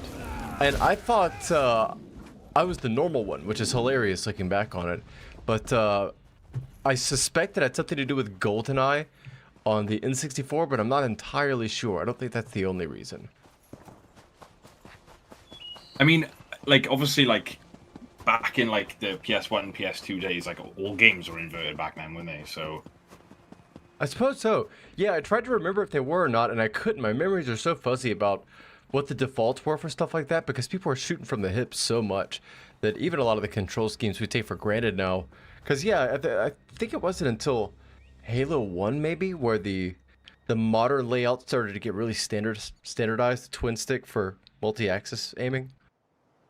Yeah. I know that, like, a lot of, like, the games back on, like, PS1, PS2, and especially, like, Nintendo as well, were, yeah, they were all inverted, from what I can remember, at least, anyway. But I cannot play like that now. Like, there's no way. It's weird. It builds, like, a different mental model in your head. Like, the same thing happened with me noticing, I started using people's laptops. And when I scroll on laptops, I scroll on a laptop touchpad the opposite direction that people scroll on their phones. For some reason, like, my mental model, when I'm scrolling on a touchpad, I'm emulating what I see on the screen. But for a phone, it's the opposite, and I'm trying to move what's inside of it up or down, so I flick the opposite direction. Really weird. It's really weird. Oh, wait, shall I TP to you? I mean, I literally have no way shrines or anything, so it's probably best. Oh, yeah, that's... You pick a zone. I didn't even think about that yet. Oh, wait, I do actually have... Oh, that's new. Okay. No, never mind. I do have way shrines. I have at least one way shrine in, I think, pretty much every zone, apart from ones you have to unlock through the story. Alright, so if you've never done any Western Skyrim stuff, how do you feel about wandering around there and knocking out a few side quests that are dotted about the area? Maybe a zone quest or two if we find one? Yeah, I'm down for that. Let's go. Have you got any other way shrines bar like the Solitude Docks ones? Yeah, do you want to go some places and knock a few out? Because we could, like, if you have other way shrines there, because the only one I have is the Solitude Docks one, so we could start, like, somewhere else and maybe head towards Solitude. or just in that general direction, maybe. If you've got one far away enough from Solitude. Otherwise, we'll just go anywhere and pick a random Let's see, direction. where is Solitude? I actually don't. Oh, that's the town, right? Yeah, like the city. Yeah. I It's like gotcha. the big bridge over the river on the map. Yeah, so I'm actually at the way shrine right outside of Solitude right now. All right, let me TP to you. We should group up as well. Okay. Oh, I thought we did. I don't know what happened. No, I added you. There we go. I just invited you to a group. Oh, I see. Got it. All right, I'm TPing to you now. Beautiful. So have you played? How much of Skyrim have you played then? Because you said you've played Morrowind and you've played Skyrim, right? But you haven't really played Oblivion. Yeah, so I have not played Oblivion at all. I've laughed at many a video of Oblivion on the internet, never played it in earnest. I played about 50 or 60 hours of cleanly modded Morrowind, like a vanilla experience with a good texture pack. Never got through the full story, but enough to soak it in and really enjoy it. And I would say about 50 or 60 hours of Skyrim, same story, not same story, but same consequence of play, I guess you could say. I got through a bunch of hours of it, enjoyed it. The story of Skyrim didn't hook me though as much as it did in Morrowind. Morrowind was special. Morrowind is alien. I haven't actually played Morrowind. I want to, but obviously it's a very dated game, and I like when it comes to modding and PC stuff, I'm big noob. So like the other day, I managed to mod Fallout New Vegas to a playable state, and I'm extremely proud of myself for I that, see. so. Okay, so this is kind of I gotcha. So when you say you're new to the PC space, you mean in totality in a lot of ways. Yeah, I literally have played PC since August 2023. That's the first PC. It's the first PC I've ever gotten. Oh man. So yeah, literally 2 years. Oh, okay. So for context, I got a Super Nintendo when I was a baby, and then probably about the year 2000, 2001, still a baby, I started playing stuff on the computer, and that's been my primary system since. I don't even use Windows. I use Linux, and it's not even supporting Elder Scrolls Online, but once you get computers once you get good enough with them, you can kind of make them do whatever you want. Yeah, it's incredible what you can do with machines, especially with Elder Scrolls Online. That really surprised me. I presumed that most of these online properties, ZeniMax and such, would just lock these things down. Let's wander this way and find a side quest, because these zone quests will go forever. Usually they lock these properties down, and they won't let you, like, modify any of the client files on your side, because they'll say, oh, well, you know, we're cross-checking this against what the server says. If this guy's got a different UI or a different engine that's running the software, he might be cheating. So we're not going to, like, allow his account to do that, and they'll ban you. But they're not really like that. You can you can download mods for Elder Scrolls Online that let you change the UI, that'll give you automated Oh, yeah. I've got the add-ons. Yeah. I figured that out. The add-ons, yeah. It's crazy as well, because, actually, since I've left console, they've actually added add-on support now on consoles. I'm not sure if they've done it for PlayStation, because Really? Sony are funny with mods and stuff, aren't they? But, yeah, they have got add-on support on console now, but back when I was playing on console, there wasn't. So, switching over to PC, this is probably in my top 3 favorite games of all time, to be honest. I sometimes I say that it isn't, because it's such a weird. I feel like it's a little bit of a weird game to have as one of your top games of all time. But then at the same time, it's my most played game on Steam by far. I've got over 700 hours played, and it's I haven't put it down for 5 years. So, I get it. Yeah, this is definitely in my top games. So when I switched over to PC, I knew about add-ons, and I thought, well, that is the main reason why people play this game on PC. So if I want the full PC experience, I need to learn how to get add-ons, and it was easy enough. I just followed a YouTube tutorial, and it was fine, you know. It's interesting because it's not developed by, as I'm sure you know, by Bethesda Softworks, as everyone considers it, but they carry a lot of ethos from Bethesda, and that includes the functionality as far as being able to mod it. The fact that they got modding on console is incredible. That is a non-trivial thing. How bad are these? Do you think we'd be able to take these guys? Oh yeah, we'll take Okay. We'll take these guys. Fucking A. These night blades do so much more damage than I realized. I know, man. You gotta get into the backstab. You gotta get into the backstab. Look at that. Boom. Boom. Are you a Breton as well? I am, yeah. Yeah, I think my Breton bros. my original intent, like, I didn't even realize until you say you love the Elder Scrolls Online. I get it, because when I played Skyrim, when I played Morrowind, even other Bethesda games, not Tamrielic in nature, I played them the way that I grew up playing Final Fantasies, which is, I presume they built this not an architecture, but a story. They pre-constructed a story for me. They gave me a character. They gave me a bunch of statistics and numbers and general directions and said, have fun. And that was great for me for a long time. And then I started meeting friends that, like you, they started playing D&D and stuff, and they don't give you stories in these kinds of properties. They give you architectures of stories, and they make you decide what you're going to be in these places rather than being a predetermined part of it. And that was like, not only was that new to me, I also had to realize that that was something I think all of us do as children, and we kind of stop doing at a certain point. And it takes work. Yeah. You have to actively expend effort to continue to pretend as you did as children, to be able to be a dungeon master or to lose yourself in a game of Dungeons and Dragons. And once I relearned it, like, whereas previously I could have made a Breton and say, oh, I'm a Breton, it's fun, I like the magic boost.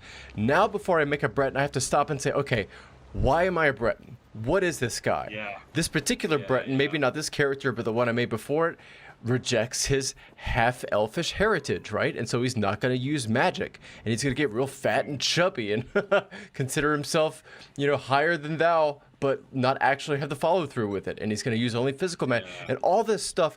And that lore, I would never have understood that through non-ESO games. Elder Scrolls Online was the one that got me compelled to learn that lore, which I think speaks volumes about its quality. Yeah, so a fun fact about me, right? So the mate that I was telling you about, who I play this game with a lot, like, he was the one who got me into Elder Scrolls. And before I was into Elder Scrolls, like, so I'm only 23. Okay.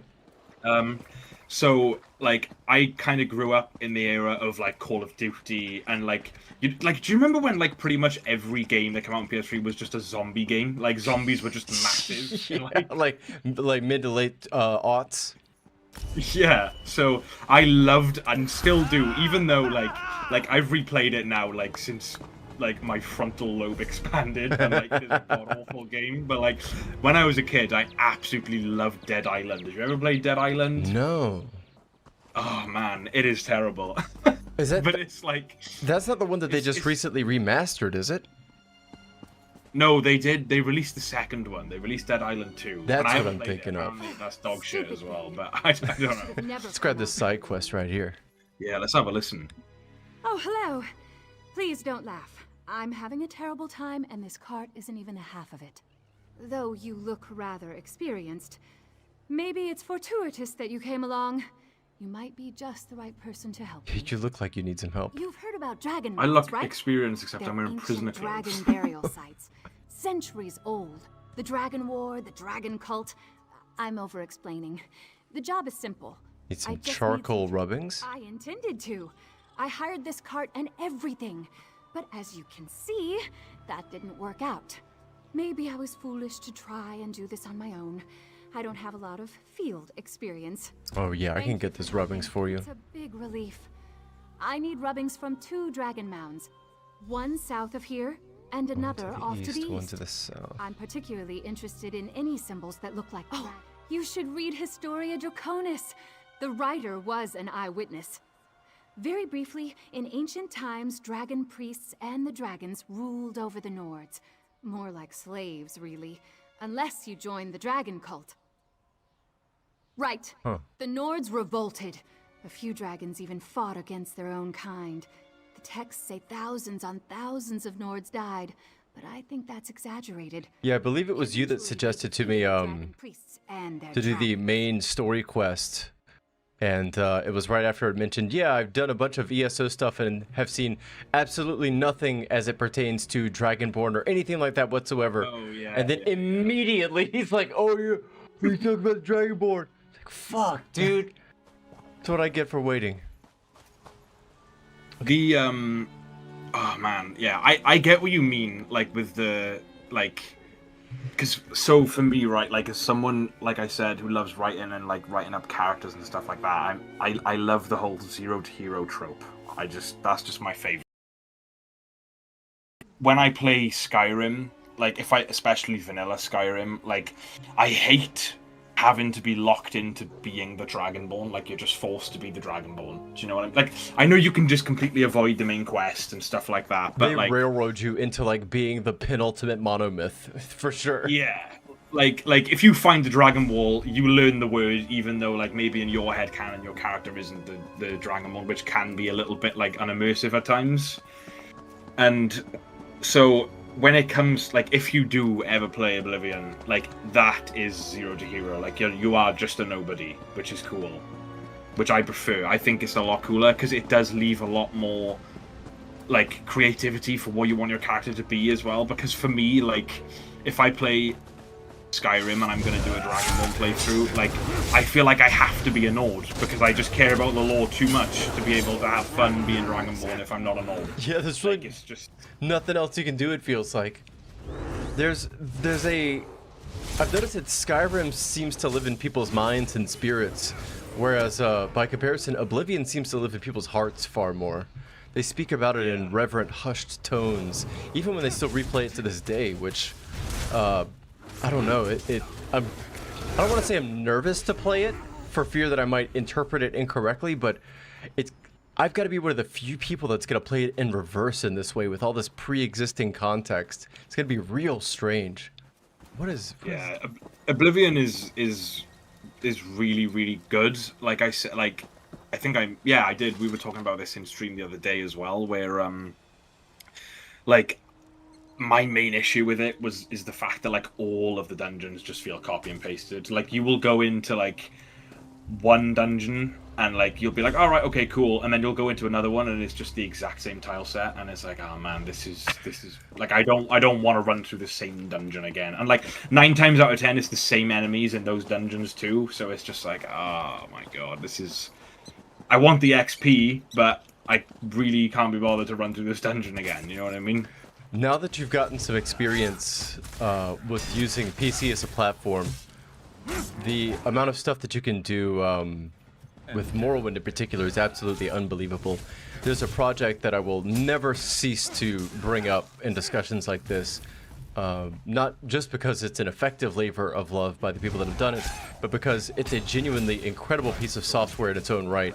It's called OpenMW, and basically these people deconstructed and rebuilt the entire Morrowind game engine from scratch. They didn't reuse the assets, so you still need the game itself, but you can take the game CD, pull the data off of it, the textures and the music or whatever, and plug it in this OpenMW engine. And this engine supports modern shading for like God rays and volumetric fog and shadows, adjustable draw distance, all these modern game engine features, but it's running pure honest-to-God Morrowind. And it can make it look just incredible. I mean, words defy description how good it can look. And the only thing I'll say about Morrowind that's a bit disappointing, but they also have mods for, is the lack of dialogue. The text can get a bit stale from NPCs, which is unfortunate because in a game that age, you know, the dialogue carries it. But there's a lot of like great earnest efforts made in fleshing that out, and I get it. It holds up to this day. There's NPCs in Morrowind that'll lie to you. You'll be like, I'm looking for this altar. They said it was by this lake. And there will be characters that'll say, okay, yeah, go to the end of this lake. You'll see an altar. Take a left. You'll go down there to where they said there's no altar. If you overshoot it, you will find one in the wrong place, and then the thing you're looking for will be the opposite direction of it. They'll say right, you'll need to go left, and then you'll find out later in books that the person's just not to be trusted. Stuff that they won't have the gall to do in modern games. It's so good. Yeah. That's so much cooler though, isn't it? Like, I just find that, like, that whole thing of like NPCs just lying to you, like why, like, it's it like as realistic as possible. Like, why would a random stranger point you in the right direction? Like, yeah, sure, there are some, like, good souls out there who would, but, like, you know, like, especially the Elder Scrolls is filled with so many, like, bad people and, like, morally questionable people. Like, why would they just help you without like a random stranger? Like, yeah, it's that way. Like, especially like bandits and stuff like that. Like, they could. I feel like they kind of do it like in Fallout 4, for example, when like you'll randomly be walking and then like a random NPC will come up to you and be like, "Oh, quick! Like my brother's been shot. He's in here. Come and help." And then you go in and you get ambushed by bandits. Like, that's cool. Like, they should do more stuff like that. You know, like why is like every NPC you talk to always helpful? You know what I mean? Or maybe not always, but like a lot of the time. Are you familiar with any of the culture of the game of Morrowind, like some of the tropes that are attributed to it and so on? No, I tried to avoid it because I do want to play it at some point. Okay, gotcha. Yeah, you start the game without spoiling anything. You start the game, you're called an outsider. You're put into a place where people don't know you. You're not welcome. And they will call you a slur, and they will call you this slur repeatedly throughout the entire game because no one trusts you. Isn't it Ennoir? Isn't that what they say? Yeah, it's so good. They'll use it not just in casual conversation, they'll use it in anger. They'll like sharpen the delivery of it depending on the intensity of the fight, as could be done in the early 2000s. Like, oh, it's just so good, man. Yeah, like I know my lore for like for Tamriel and stuff, and like so I do know. I tend to like avoid like the spoilers of the game Morrowind, but then I do know a lot about like the Dunmer, so I feel like if I were to play through it, I would probably like know quite a lot anyway, because the Dunmer are my favorite race in Tamriel as well, or playable race at least anyway. That's the faction that I want to learn more about, that I have exposure to via my time playing Morrowind, but experiencing the Dunmer through Morrowind almost feels like it left me with more questions than answers, which I mean, you know, I think is the mark of a good piece of fantasy, but like I went into it expecting explanations for why there are so many great houses, why all these great houses have different belief structures and levels of importance, and they clarify it, but like all it did was make me want to play ESO, so to speak, and figure out where the fuck did these people come from? Yeah. How did this happen? It's so good. It's I don't know what it is about this particular fantasy property that despite Bethesda trying its best to kill it over the years, despite having so many different hits and misses software-wise, it's resilient. It stands the test of time. I don't know. It's so good. It is.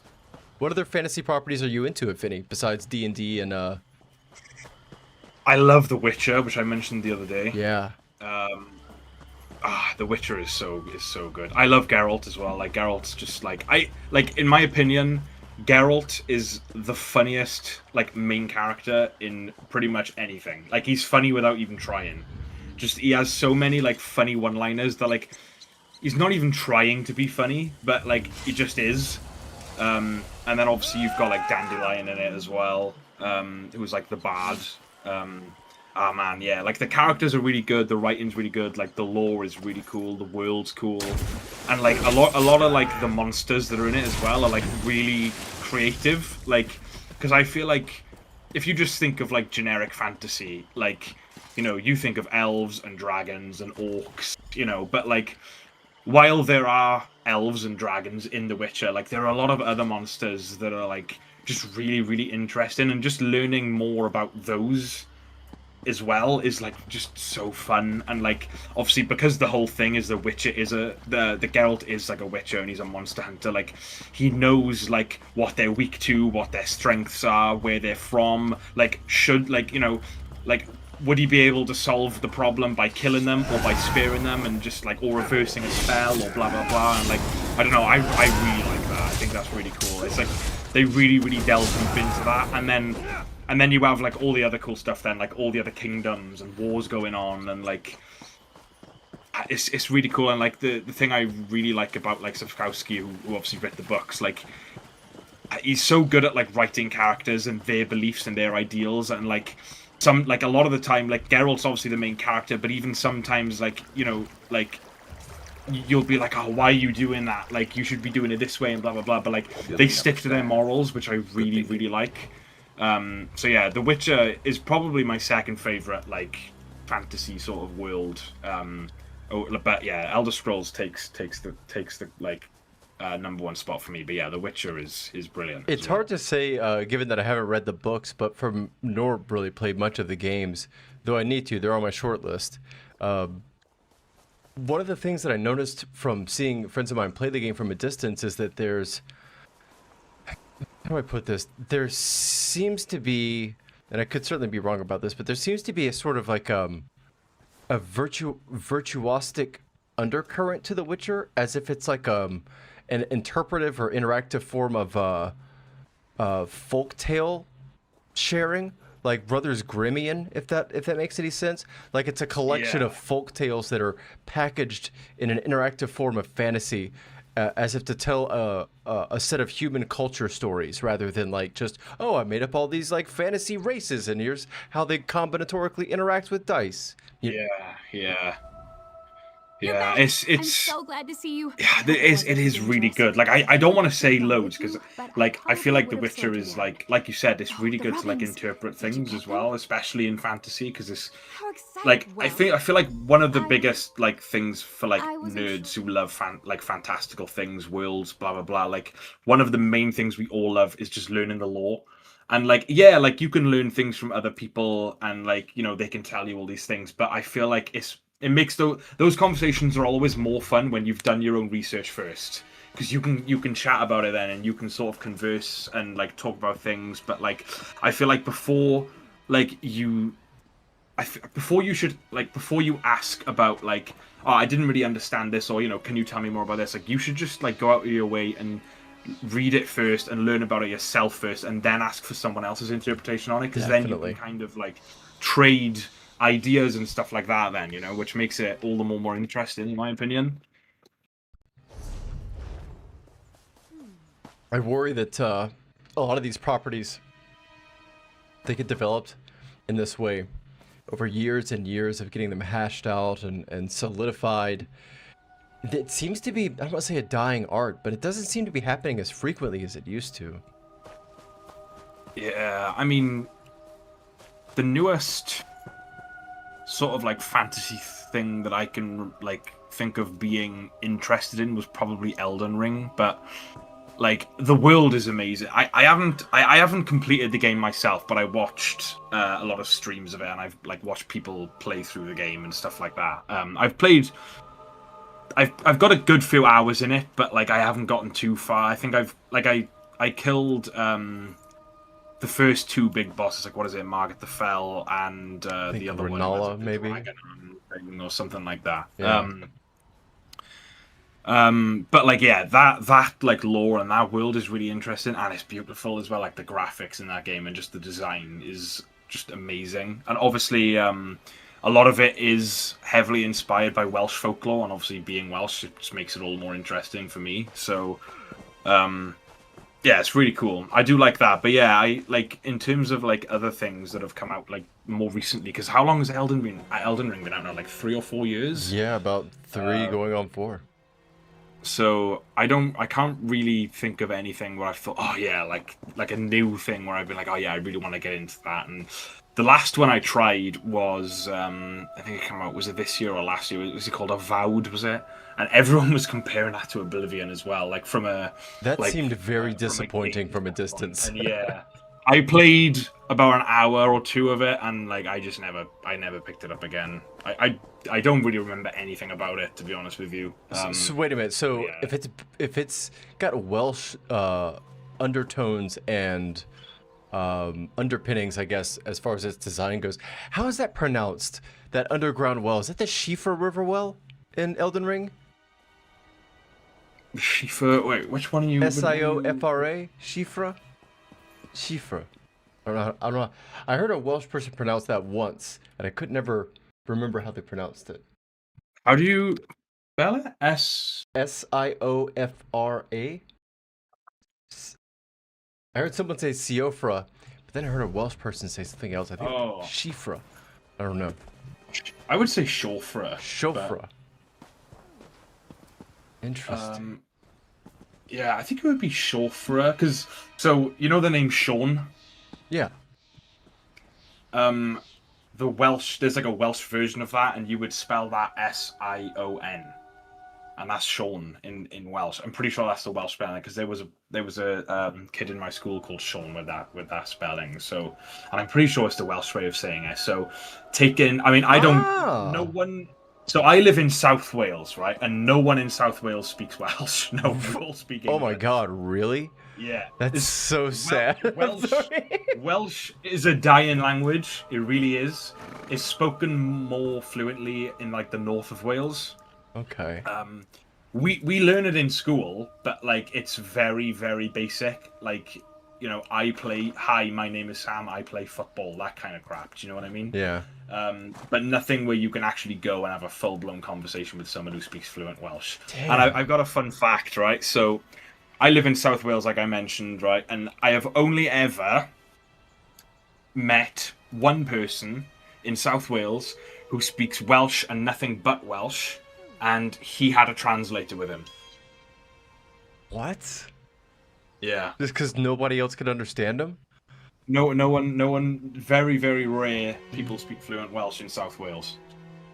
God, there's something fascinating about language that even against people's best efforts, that once like certain forces take hold. I'm gonna move to this next stage of the quest. If you've talked to her. Yeah. I'm gonna go. Talk to her. There's almost like nothing that can be done about it, and the languages just kind of dissipate. That's fascinating. Yeah, before. What the fuck is that? Oh my God, that's a Harrow Storm. I think. I don't know what that is. Is that bad? That looks pretty bad. I think it's a public event, but let's just go give it a go anyway. We'll see what happens. Yeah. Oh, worst case, we die. Yeah, that looks pretty bad. It does look rather spooky. I watched another gentleman that does Elden Ring playthroughs on occasion, and I think it just so happened that he's Welsh, and he takes every opportunity possible to drive home how much he loves Wales and absolutely hates, I guess, England, not the United Kingdom necessarily, but England. Yeah. Or Britain maybe. Yeah, we're not too fond of the English. Oh my God, this has 1.7 million health. That's. Oh, I haven't even targeted the. Can I not? What the fuck is that? That's a plague doctor. Nope, this is bad. This is bad. Oh. Sharp as night, how are you hanging in there, buddy? Yeah, sharp as night, do something, please. No. He's. You know, I've died surprisingly less than I would have expected. I've died once so far. Not bad for level 5. Yep, there. God damn! Oh God, Jesus. Okay, well, you think you can pull off a revive? You're welcome to try. Otherwise, I will bail to a way shrine. I'll try. Oh wait, I can't. I have no soul gems. Okay, way shrine it is. I'm just gonna run for my life. Okay, let me see. It's funny. I spawn in. I can see your name tag a mile away in the distance. I'm coming. Oh my God, everything is red.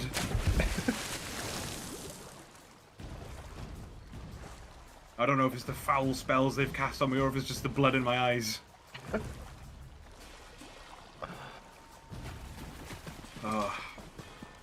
Well, I suppose that did not go according to plan. Oh no. I mean, the big red rift in the sky, someone else will come and solve that, right? You know, I see the world in probabilities, and while that's not a 100% fail rate, it was probably closer than I expected. Well, we're all in one piece. Still got my fingers, still got my toes. Even the Argonians survived. You can't go far without a farm tool. The play racism is probably one of my favorite parts of this series. And I don't know why that is. I think it's because it's so... I find it so important for human beings to do human being things in places where there's no stakes. I remember having a conversation with a friend of mine about when he was... if we'd been scammed in real life or not, like Nigerian prince style scams, and our parents are getting older and having to ensure that they're protected against these kinds of things. And he mentioned to me that he was kind of inoculated against being scammed very early on because somebody got him with. Have you ever played RuneScape? No, but I obviously know what it is. Yeah, I never played it either, but apparently there was some scam that people would nail kids in where they would have them drop a bunch of armor that they couldn't pick up, but the scammer could, and they would just like lose all their kit and their gold right in front of the person. And he said he got scammed in RuneScape once, never got scammed again in his entire life. And sometimes you just gotta learn the hard way, right? And I think it speaks to wait, what am I looking for? What? Whoa, shit! It speaks to having a no stakes environment in which human beings can experience sometimes the worst of what we have to offer, and realize how to behave accordingly. Well, I've made it this far with no catastrophes. That has to count for something, right? Is the area safe? I'm so nervous. We will know until closer. No, the area is not safe. No, it's very not safe. Have you looked at the sky? My dagger in case there are giant bugs or something. I've never stabbed a giant bug before. Is it as icky as it sounds? Wonderful. There's a fascinating something psychological happens where, like, if I don't talk to these NPCs vocally, if I just read what they're saying and monologue internally, what's the theatrical phrase? The suspension of disbelief maintained. I'm in it to win it. I'm taking them dead serious. The moment I start talking to them and I try to like answer their questions, it all falls apart, and it's immediately apparent how stupid all these people are. I know. It's amazing. I was surprised to see that nobody had really done what I was doing that I saw when I was streaming and just talking to them, you know? Yeah. It's like, I feel like, so there was this one streamer that like I used to watch purely just because they were playing ESO, and but every time I would find their stream, like if I just, if they were live and I just tuned in, like they were literally just stood there with their like border around the screen for their stream and just stand there constantly doing a juggle emote and just talk to chat the whole time. She streams every single day. She's partnered with Zos, and Bethesda, so she plays a lot of like Bethesda games. Are you serious? I swear to God, and she plays mainly Fallout 76, which is a god-awful game, and ESO. And every single time I have tuned in to her stream, she is sat there doing a never-ending emote, just talking absolute shit. And I'm just like, I comment because she does get quite a lot of viewers, and she obviously makes money from it because she's partnered, but she's not a massive streamer, so she will read pretty much everything in chat. And like, I remember when I put it in there once, and like, I wasn't even doing it to be an arsehole, but like, this was like the 4th or 5th time I tuned in, and she was just sat there in game doing nothing. Can you talk? And I said, and I was just like, so are you gonna play the game? And oh my God, she got so defensive. She was like, if you don't like it, then don't tune in, blah, blah, blah. I was like, oh my God. Like, I wasn't like doing it to be mean. But like, what does that say about the company? Who are you if you're ZeniMax and these are the kinds of people that you have representing your brand and product and source of joy for so many people? Like, it speaks volumes, I think, to how much they, or how little, they care about these properties. Like, once you get below or above the middle manager level, I mean, I suppose on the one hand, it's heartbreaking that Bethesda's properties rely so much on the community to mod them into working and being enjoyable and functional. But on the other, like, maybe it's not surprising. Maybe that's just who these companies are. This particular company, like, God, I can't imagine if I had built a baby of IP like this and then wanted to represent it by giving it to someone that just emoted in place and I only employed them based on their viewer metrics. That's soulless and heartbreaking, let me tell you. Yeah, it's like, and it worked. Maybe like I just like tuned in at the wrong times, but for it to be like 4 or 5 times in a row, like what is she doing for that stream? Like what is, and like majority of the time as well, like she wasn't even talking about the game. She so she's British, and her whole like shtick is that she loves tea because British, haha, funny. But like any time I would join the stream, like she would never ever even play the game or talk about the game. And like with the Elder Scrolls Online, like there are quite a lot of lore inconsistencies. So I remember once, like, I started talking. Well, she was talking about it, I think, or someone else mentioned it in chat. How, like, I won't give away too many spoilers, but basically one of the zones sort of didn't make sense with the stuff that's said in Skyrim, and Okay. he brought that up, and then like. She's paid to be defensive because obviously she's partnered with them. But like, she was like, yeah, like, but at the end of the day, like, this is their game, this is their law. Like, you know, you're just a player. You can't say that it's like it doesn't make sense because it's their law, so they can do whatever they want. And it's like, well, sure, I agree that yeah, they can do whatever they want, but if it doesn't make sense, it doesn't make sense. You know what I mean? Like, oh man. You know, the world is changing very, very rapidly. It goes without saying. I think one of the things that we're going to bear witness to within the next 10 or 20 years is a massive contraction of what I refer to somewhat semi-jestfully as the middle manager class. And it's not necessarily influencers like her, although she might fit into that category, but it's the people whose job was to find her and pay her a stipend from ZeniMax. Like, whoever was employed by ZeniMax to think that girl was an effective representative of this property, those are the kinds of people who are going to be contracted out of having jobs. Because, like, those people making those decisions compounded over years is what degrades properties, I think. Yeah. Like, I just, like, so I like I said in chat the other day, like, I used to stream, and I only ever did one ESO stream, because I feel like, unless you're going through zones and questing and, you know, like, taking it all in and stuff like that, like, this game, or any MMO really, is kind of boring to watch. Yeah. So I only ever streamed it once. I started a new character, and, like, I was fully planning on, like, going through zones and stuff like that mostly, but I was kind of going through the whole sort of, like, being a veteran player, like, right, let me just do all this stuff off of the checklist when you make a new character kind of thing. And then, like, I think I streamed for around about an hour, and, like, I had, like, one or two regulars who would join the stream and talk and stuff, and, like, I just, like, they said to me afterwards, like, I know you love ESO, but, like, it's just not fun to watch. But, like, I mean, I like to, like, I mean, literally, when I found you streaming, like, I literally went onto YouTube, I searched up Elder Scrolls Online, and I went to filters, and I clicked live, because I just wanted to see who was streaming, you know, if I could just go in and just talk about this game, because I love it. And then, obviously, I found you, and so, you know, like, there are definitely people out there who enjoy watching this game, because I'm one of them, you know?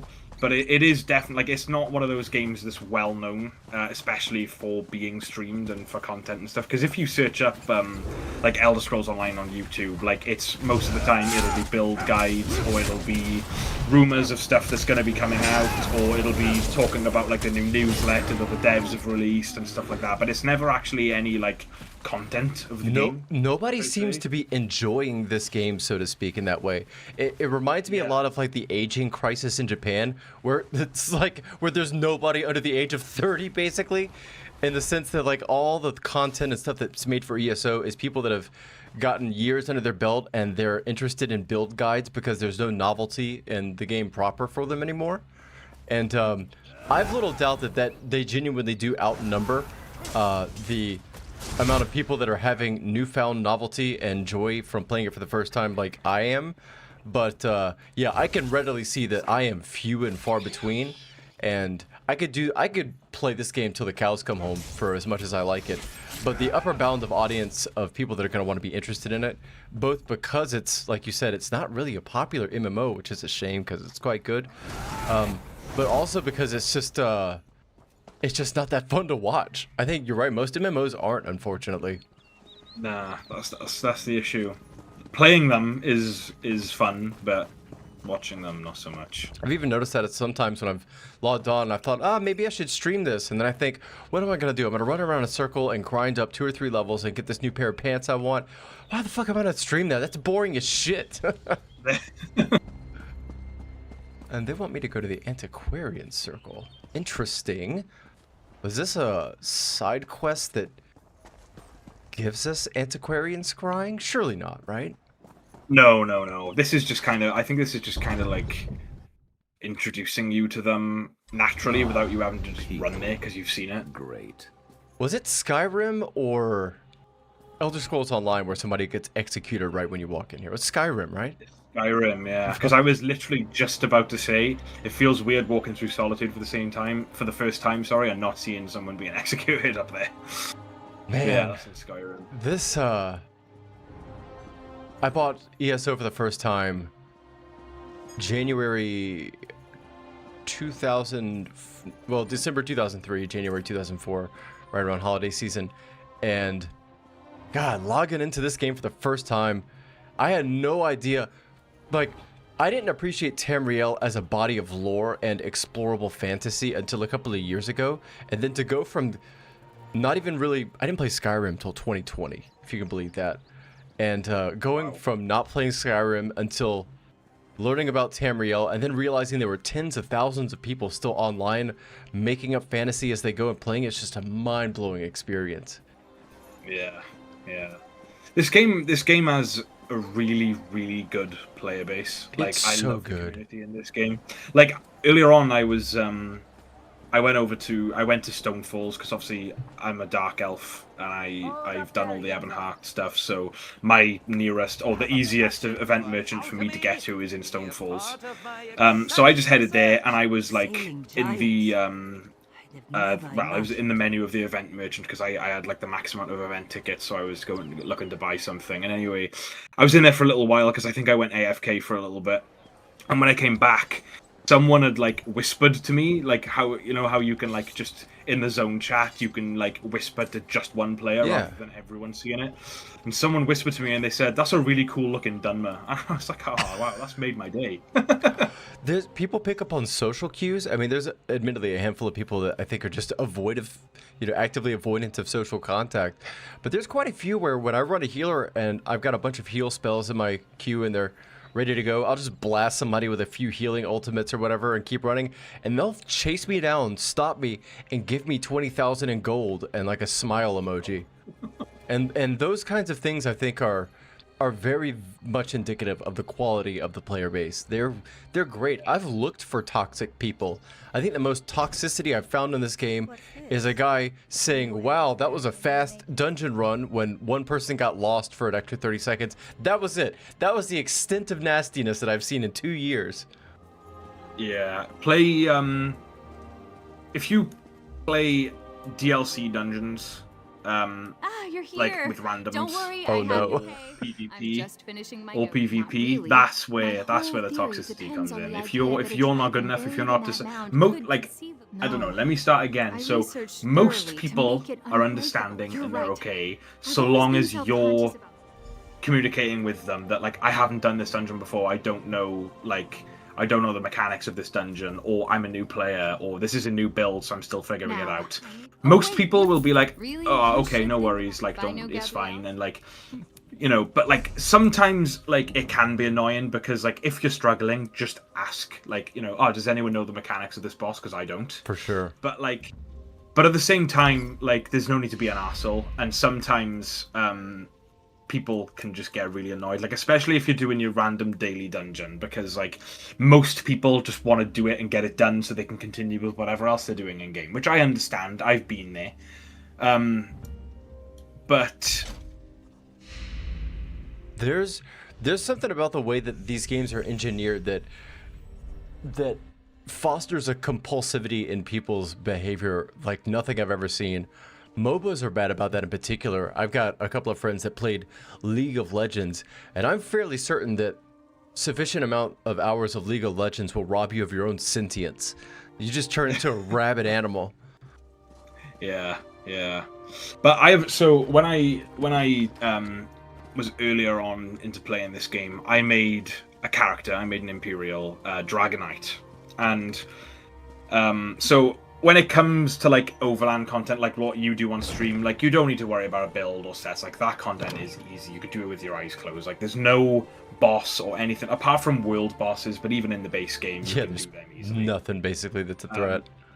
Yeah, but so when I started like first delving into dungeons and stuff like that, like I I didn't know anything about like builds or anything like that. I was purely just doing what I thought I could do, and I was playing an Imperial, which is notorious in this game for being a race that you pick if you want to play tank, and I was playing Dragonite, which obviously is the best tank class in the game.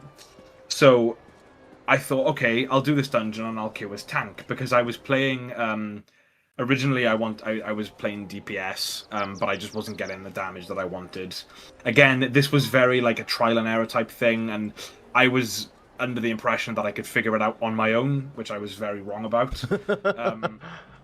So I thought, yeah, I'll just just go and do it. And anyway, we went into this dungeon, and it was a random dungeon, so we ended up doing a DLC one, which is obviously harder. I was queued as tank, and like, I just want to preface this by saying as well, I've never played any other MMO before, or at least I have, but not to like. Not long enough to ever get to any of that sort of content and worrying about builds or anything like that. So I just thought, there we go. My character's an Imperial and I'm the Dragonite class, so I can play tank. Yeah, it should be fine. Everything's great. I go in anyway, and obviously I can't tank. I don't even have a taunt, so the boss is obviously just killing everyone over and over again. And like, one of the guys was like texting me in game, and he was like, "Oh my god, you suck! Like, never ever do tank again. Like, you're absolutely awful. Like, are you playing with your eyes closed? Blah blah blah." And I was just like, "Look, dude, like, I'm fairly new to the game. I am gonna clear what I'm doing. Like, but because my character got to a high level just from zone questing, obviously it was giving me the higher level dungeons. So I see. Yeah, that was my first experience of like, okay, like if you're gonna do that, you need to learn. Like, you can't just go in blind, Yeah, there's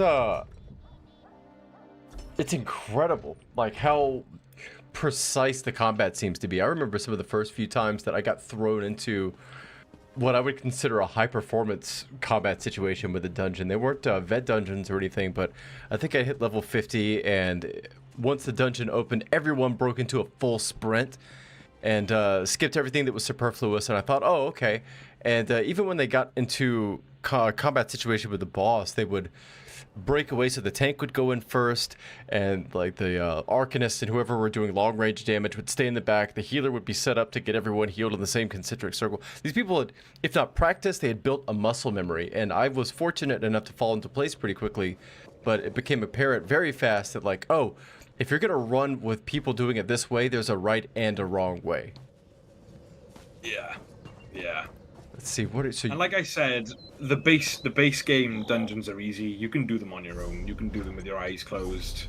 They are really, really easy. But like the DLC ones, the DLC dungeons, they do get tough. And then you have every dungeon. Then also, I think you need to be champion level to do it. Though you need to get to level 50. But then you can do every dungeon on veteran mode, which is harder again. And that's when the base game dungeons sort of get harder. Then some of them are okay, but a lot of them are like quite hard. So what is veteran mode exactly? Is that just like a scale upwards of health points and defense, factors and things? Yeah, pretty much. Yeah, pretty much. They have more health, they do more damage, basically. And so that's when with the base game dungeons, you don't need to worry at all about the mechanics of any of the bosses on normal mode, because they're so weak that it's not going to matter.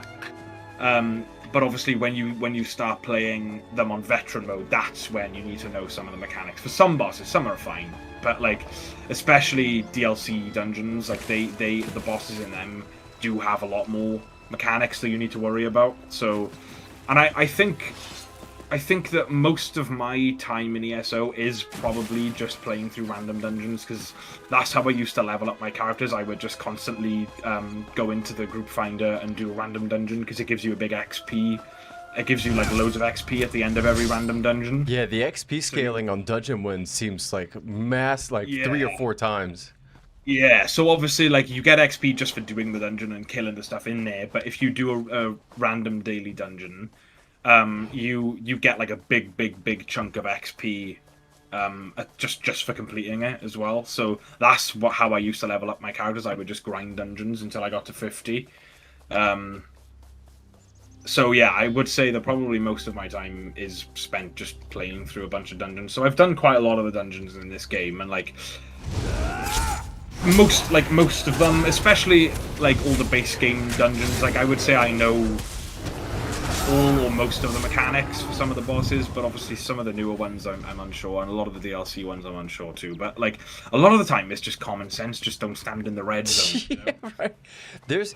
It constantly surprises me how many different, I'm gonna say valid, that doesn't seem to be the word I'm looking for, but appropriate, functionally enjoyable ways that I've found that you can approach this game. I've seen people that just go around and run circuits for resources and just farm materials, and then I don't know what the fuck they do with it. I guess craft. I've never really crafted anything. I've done daily writs twice, and I just don't give enough of a shit to keep doing it, so I don't know what the benefit is. But there seems to be some sufficiently strong motivation, because I see people like doing writs like they're going out of style. Yeah, so crafting is massive in this game. Also, I do apologize if you can hear my dog in the background. He's having a moment. No, you either have good noise canceling or he's very quiet. Oh, there we are then. That's good. Yeah, no, crafting's massive in this game. Crafting is like really, really big, and like a lot of like the players who've played for a long time, like me, for example, like if anyone ever asks, like, oh, you know, like I'm a new player, you know, like what's some stuff I need to keep in mind? Crafting will always be the first thing that people say. Always.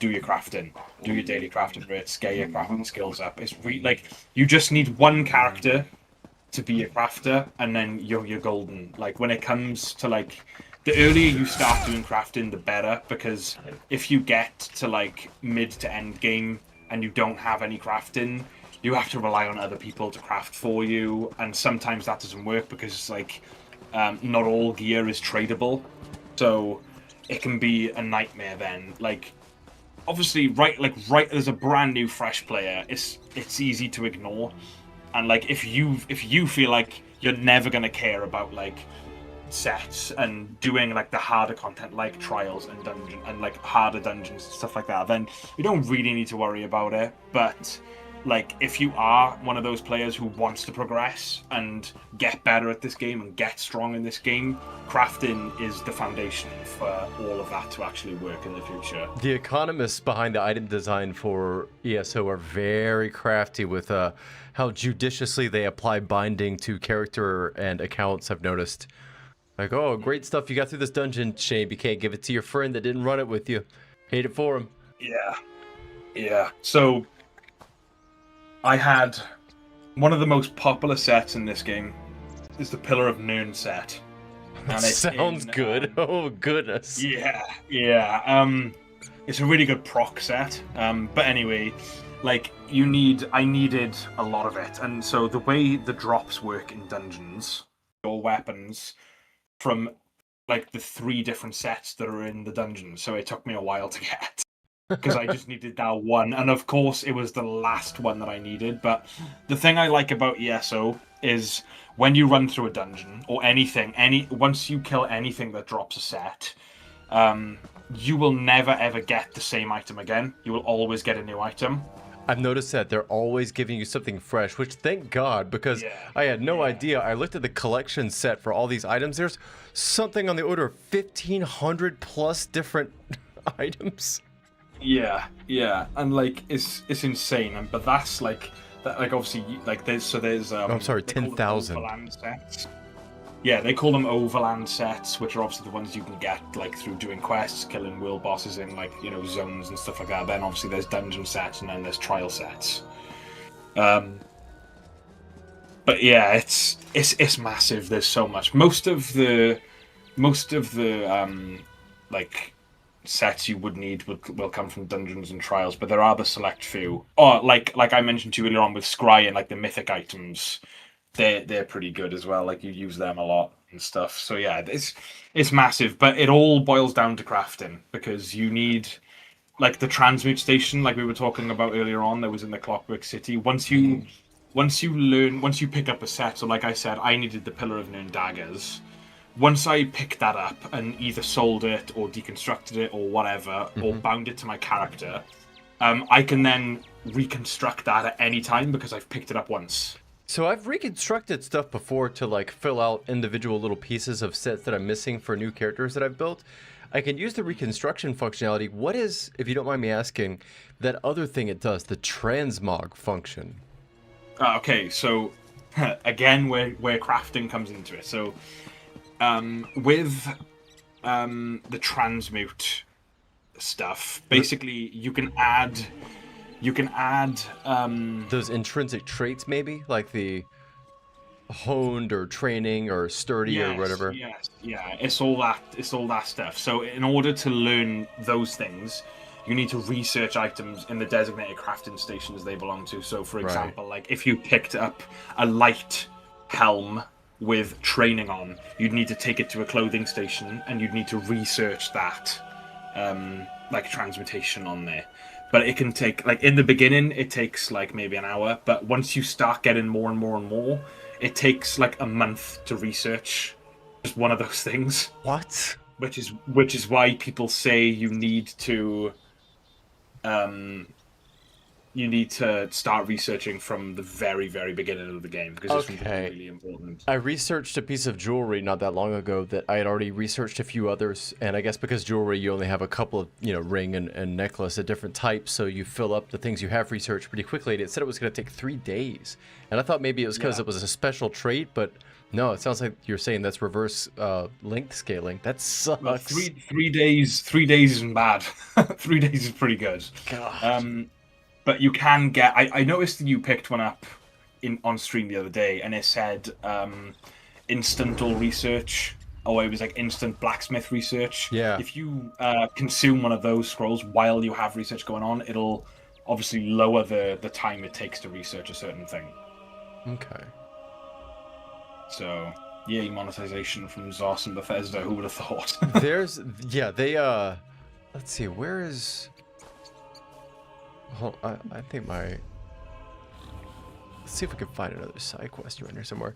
Yeah, it's fascinating seeing how many different systems they built into place and then stagger them out on timed intervals to keep you having to log in. I mean, the daily thing still just blows me away. I mean, I can't fathom feeling so compelled to log in to something to get daily quests done for fear of missing out on a particular item. If only because, like, the items that... I don't know, it must be a crafting thing, because I don't see the items that make the dailies worth it unless there's something that I'm missing. Ooh, a merchant. Dailies, oh, we got... Oh, fuck! Oh, shit! Yeah, the daily, like, login stuff, a lot of the time is pretty good. Or, well, sometimes it's pretty good, but, like, a lot of it, like, especially on my main account, I will just scrap it all because I just don't need it. But, like, the stuff that I do keep, like, the crown lessons for your mount, they're really, really good to have. Because, obviously, again, that's another daily thing. You can only upgrade your mount once per day per character. Right. So if you get, like, so for example, like right in the beginning of the December login rewards now, you get 2 riding stamina books, 2 riding capacity books, and 2 riding speed books. You can consume all them at once and still get your stable upgrade, so they're really good to have. Even if, like, so on my main, because on my main character, I've fully upgraded my mount, I've got all of them. But even if I get those books, I keep them anyway in my bank for new characters, because the progress of the stable upgrades doesn't carry over per character. You've got to upgrade them for every character. I've noticed that they've all got their own progression skill trees. Yes, yeah. And so with crafting as well, this is, like, also, if you ever do get into it, like, I mean, I'm not, you don't really strike me as the type of person who cares too much about, like, meta and really, like, delving deep into all the systems and stuff. But if you ever do get into crafting, you will have one primary crafter character, because the research that I mentioned, which takes ages, is per character as well. And you know when you pick up those like motifs, yeah. Once you read them, so in the outfit station you can use them on any character, those motifs. But when it comes to crafting, if you ever need to craft in that certain style, you can only craft in that certain style on the character you read the motif on. So whenever you pick up a motif, I you need to see. make sure to read it on your crafting character. And that's what dictates whether or not you use those specific items like molybdenum, nickel, whatever the case may be, to imitate the, like, Nord style or Orc style or what have you. Yeah, yeah. But the cool thing with the race motifs is you whatever race you pick, you can craft in that style. Okay. So I if see. So you don't even need. Like I'm playing a Breton, so by default I can craft it in the Breton style because he would know that. I guess I don't know. And then obviously if you want to craft in the, if I as my Breton wanted to craft in the Nord style, I would have to buy or find the Nord motif to craft in that style. You said this is about the only MMO that you put earnest time into, right? Like you haven't tried WoW or anything else like that. No.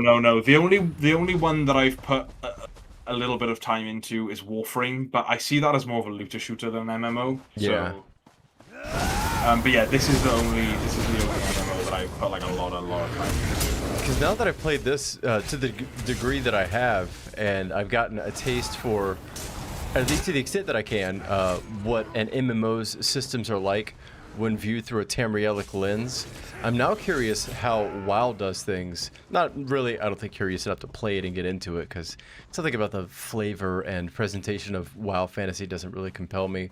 But there's a lot of interesting economic decisions being made when it comes to designing gameplay systems like these, and none of them seem easy or trivial.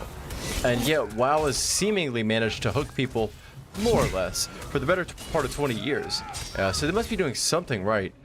There's a fantastic YouTube video, which I think probably would be somewhat relevant to ESO as well, by a gentleman, I forget his name, I think he goes by Folding Ideas, but the, you may have seen the video before, it's called Why It's Rude to Suck at Warcraft, and it's a little treatise on how quickly the game went from being a respite of people that were pretending and playing fantasy and like, I'm a gnome and my gnome doesn't wear shoes and so I'm just gonna run around shoeless, and it's non-optimal but it's fun because it's a video game. And then within apparently like a year, WoW got turned into like an Excel spreadsheet simulator where you had to be running pure meta builds for everything, or people just got pissed off at you.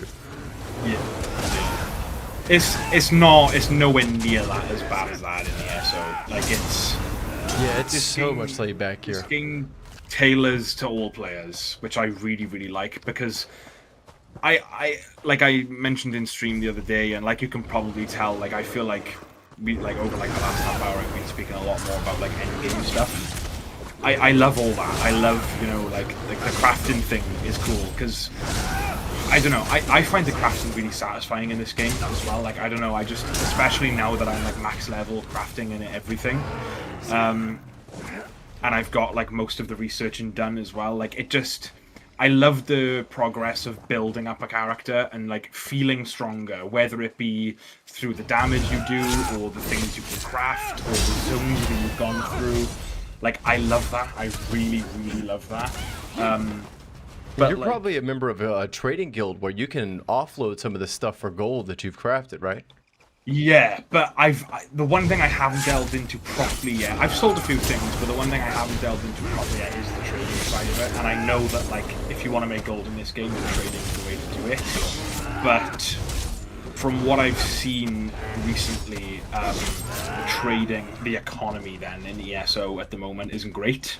So I figured that, like, I think trading is definitely next on the list of things that I want to learn, because I've played this game for like 4 or 5 years now, and there's still stuff that I haven't done. Like there's still stuff I've got to learn. And for me, I think trading will probably be the next one, because I think that's probably quite important. Like especially when you're at the point that I'm at. Like I just hit champion level 1000 the other day. Nice.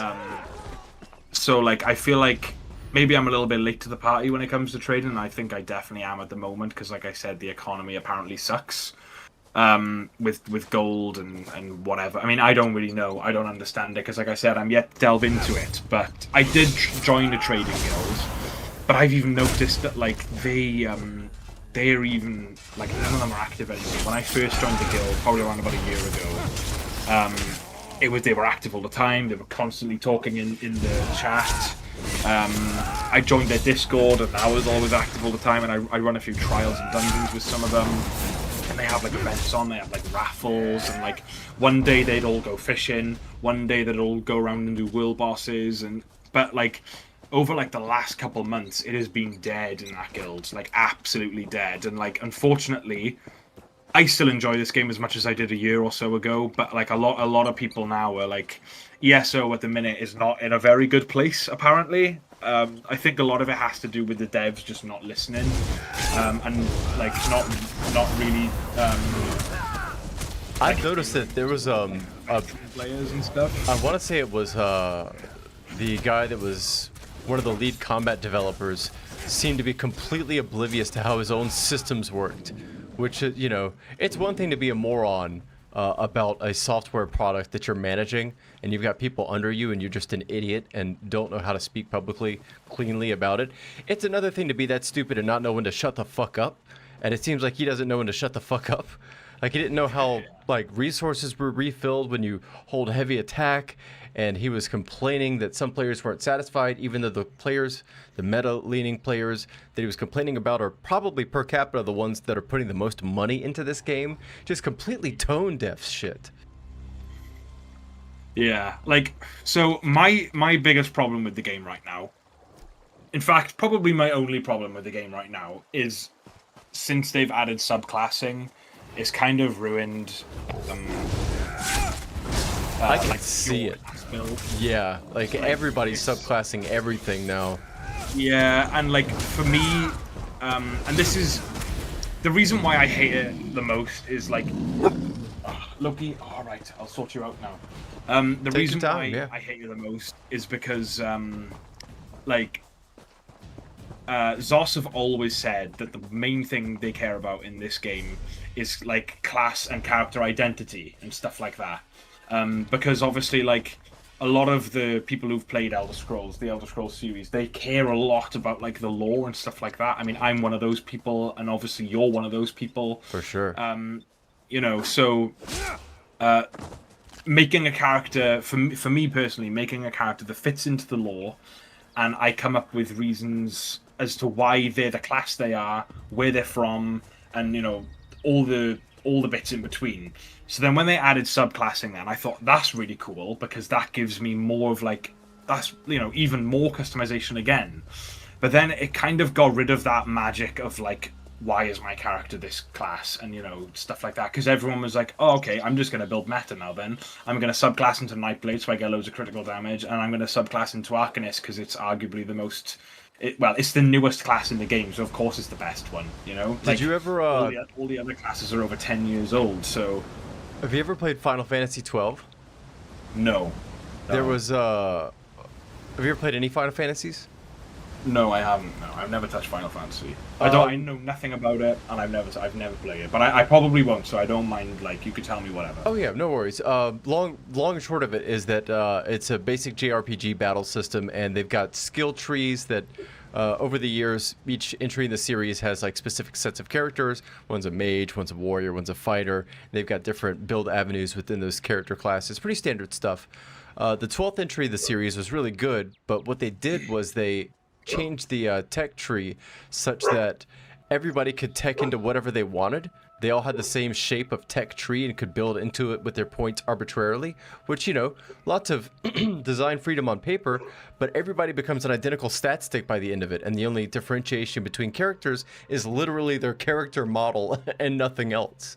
And it really goes to show that restriction and not giving the player as many choices and pigeonholing them into specific classes and forcing them to work within the constraints is where the beauty lies. And in fact, they came to that same conclusion and reconfigured the game for re-release about 2 years later and completely overhauled the class system to make the job separate.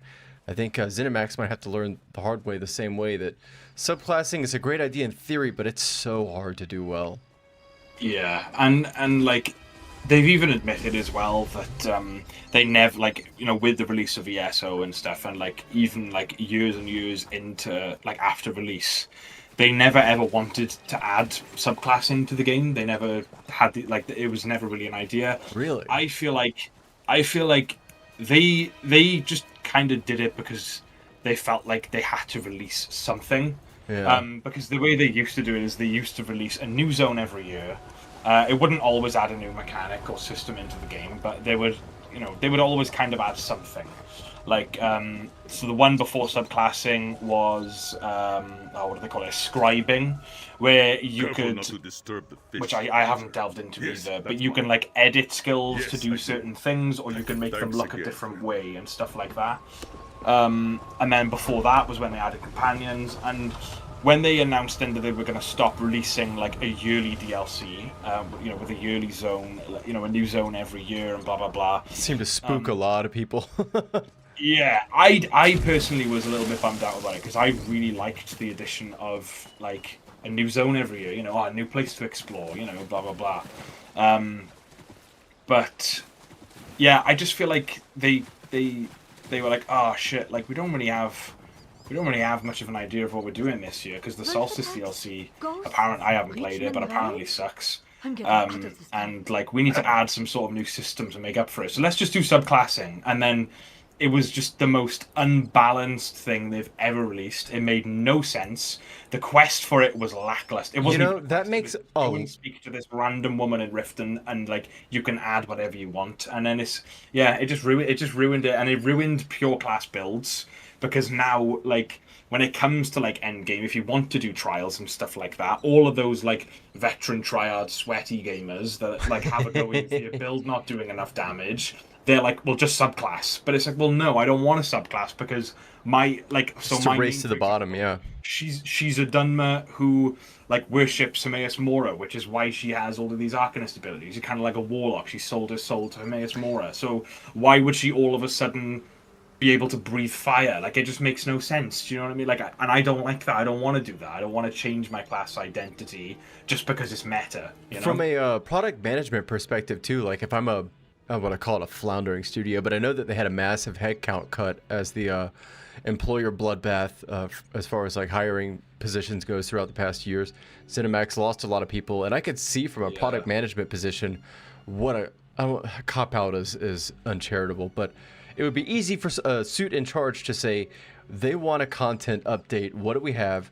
We have a class system that's already integrated into the structure of the game. Why not we just put a new line item in the database that lets them swap something out? We call it subclassing, easy peasy. It shuts them up, and it costs us probably a tenth of the development costs, rather than having to get new mocaps, new animations, new 3D models, new textures, and all this stuff. So yeah, now that you put it that way, I could totally see that that's what happened. That's a shame. Yeah, it could have been really cool. Like it could have been really cool. They could have done it in like a really cool way if they just put more thought into it. Like even if if they wanted to build hype around it, they could have announced it this year and been like, next year, like this year you're getting Solstice, you're getting a new zone. But next year, we're not going to release a new zone. We're going to bring out a new system. We're going to bring out subclassing, and we're going to work on it.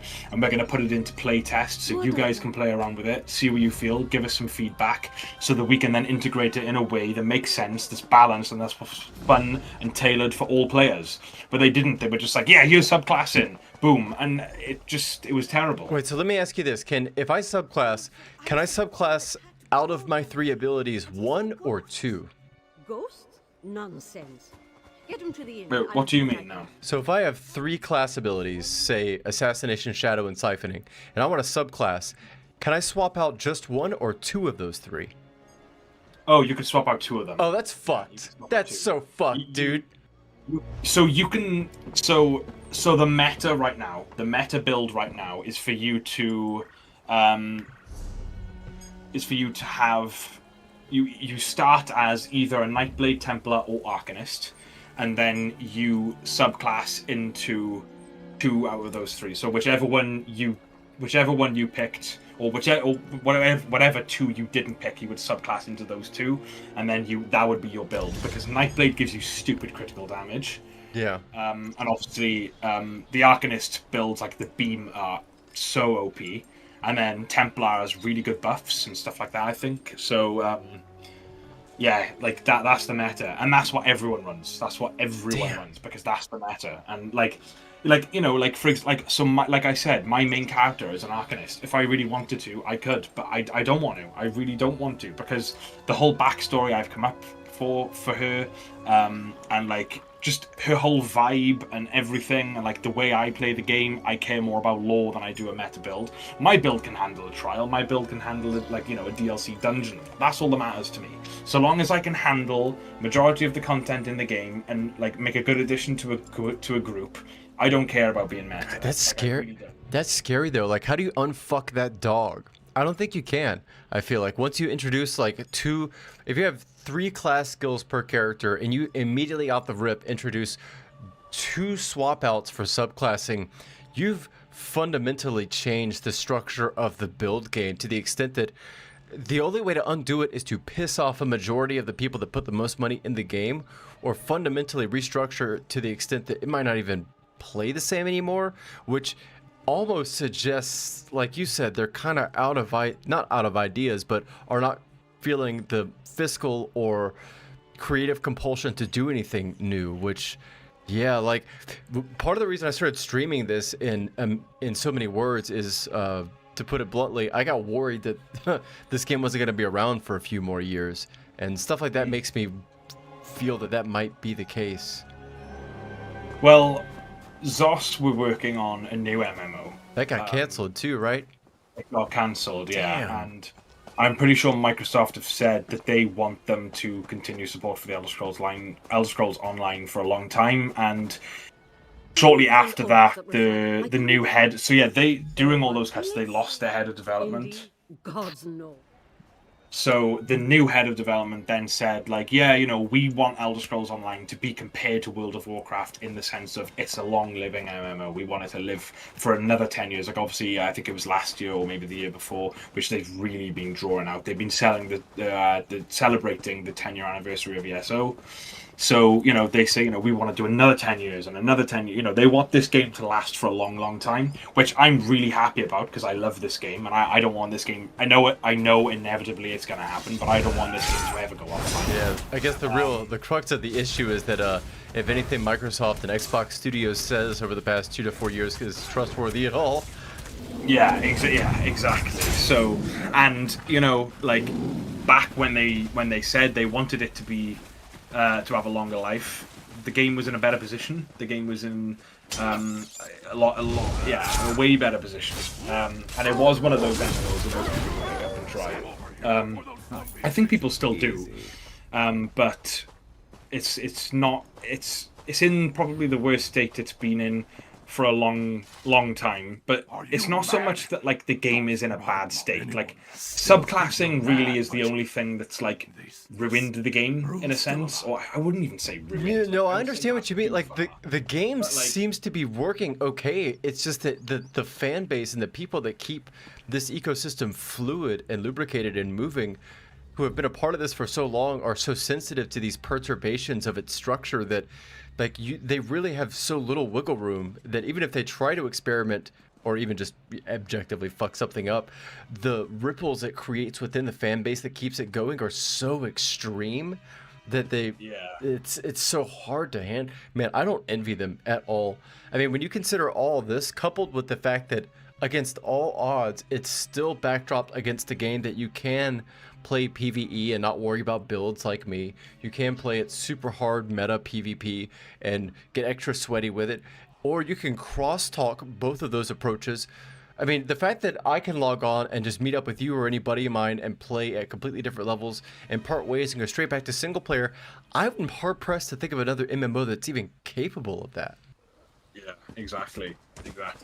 It's like this game is amazing, and especially if you love the Elder Scrolls, like, pick it up, and especially if you have friends who also love the Elder Scrolls, like you said, like, just jumping on and playing with friends and just running.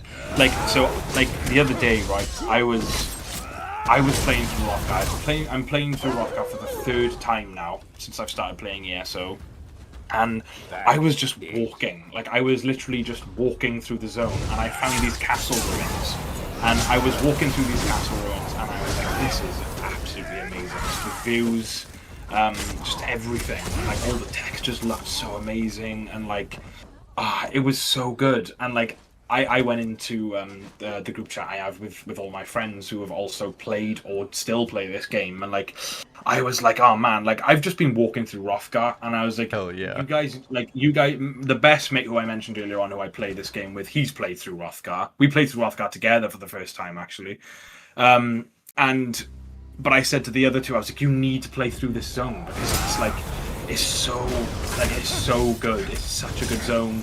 Like it's beautiful. The quests are amazing. You feel really drawn in. And it's unlike any of the other games as well. Like the setting is unlike it. The only one you can kind of compare it to, but only a part of the zone, is Skyrim. But that's purely just because it's stone. Like it's really really good. And like there's so much to this game other than just like being like having a stupid build and doing like 100k damage in one hit, and you know like. Why, like, just slow it down a little bit, play through some zones, learn some things, read some of the books in game because they're really interesting. So much more. I'm sure you've noticed that even for these little throwaway streams that I do, which not to say the throwaway, but I mean it's just me playing a video game, not something I take too seriously. But I like taking screenshots of games, especially when they have a photo mode, but even if they don't, I make it work. And every single thumbnail that I put up for my streams are shots of the game that I've taken because they're just that pretty. They're like, it's so photogenic that I could make a thumbnail like every other YouTuber with some stupid fucking face going, oh, like jacking up the contrast, or I could let the game speak for itself and I could say, this is what I'm playing, look how fucking awesome this looks, you know you want to see it too. I'm surprised at how many people have watched. It's been pretty incredible to behold. Well, I will say I'm glad that I found you because I'm quite busy. Like I've got a family. I've got 3 dogs, as I'm sure you've heard them barking at me. So I'm busy, but like it's like if I haven't got time to play, I like to watch. And the way like it's really really fun, especially because like I think it's fair to say that I think I know a little bit more about the lore of Elder Scrolls than you do. Definitely. So it's really fun to see you play through and just learn things and become interested and like lean into like the things that you read, but also not fully believe them because like it's hearsay. Like, oh, you know, this person said that, but the other person said this, and that's the beauty of this game. They do that so well, and it's really really fun. Like to kind of be the watcher from Marvel. Like I know what the answer is, but you don't. So it's really cool to see you navigate your way through that and how you react to it. Like that must be a really neat experience to see from a distance. It's really neat, and I think that is why, like, that's the view. Like the people who watch you, they're living through that same thing. Like I feel like it's one of two things: the people who are watching you are either veterans or they're noobs who maybe want to check out the game. And like for me, like I wouldn't even necessarily call myself a veteran in this game, but I've got a lot of experience. I've played it for a long time, and like I know a lot of the lore and stuff. So like just sitting there and watching you listen and learn and just play through, and like that's why I wanted to play Hrothgar, because I've played through Hrothgar so many times. Like I know every little bit, and I would just like obviously like I'm playing through it like I mentioned again now for the 3rd time, so I already know what happens. That's where Orsinium is, right? Yes, yeah. Okay. So I would love to watch you play through it because then I can see someone playing it for the first time again. Do you know what I mean? Yeah. Man, that's interesting. Yeah, I wonder if me watching some of the other people do meta build stuff for so long is kind of what compelled me to try to take it slow. There seems to be a real lack of that's a weird place for an invisible wall. There we go. There seems to be a real lack of people willing to admit humility. Everybody seems to want to have an idea about a meta build or what something is or means, and people, I don't want to say are scared, but are apprehensive to show that they don't know something.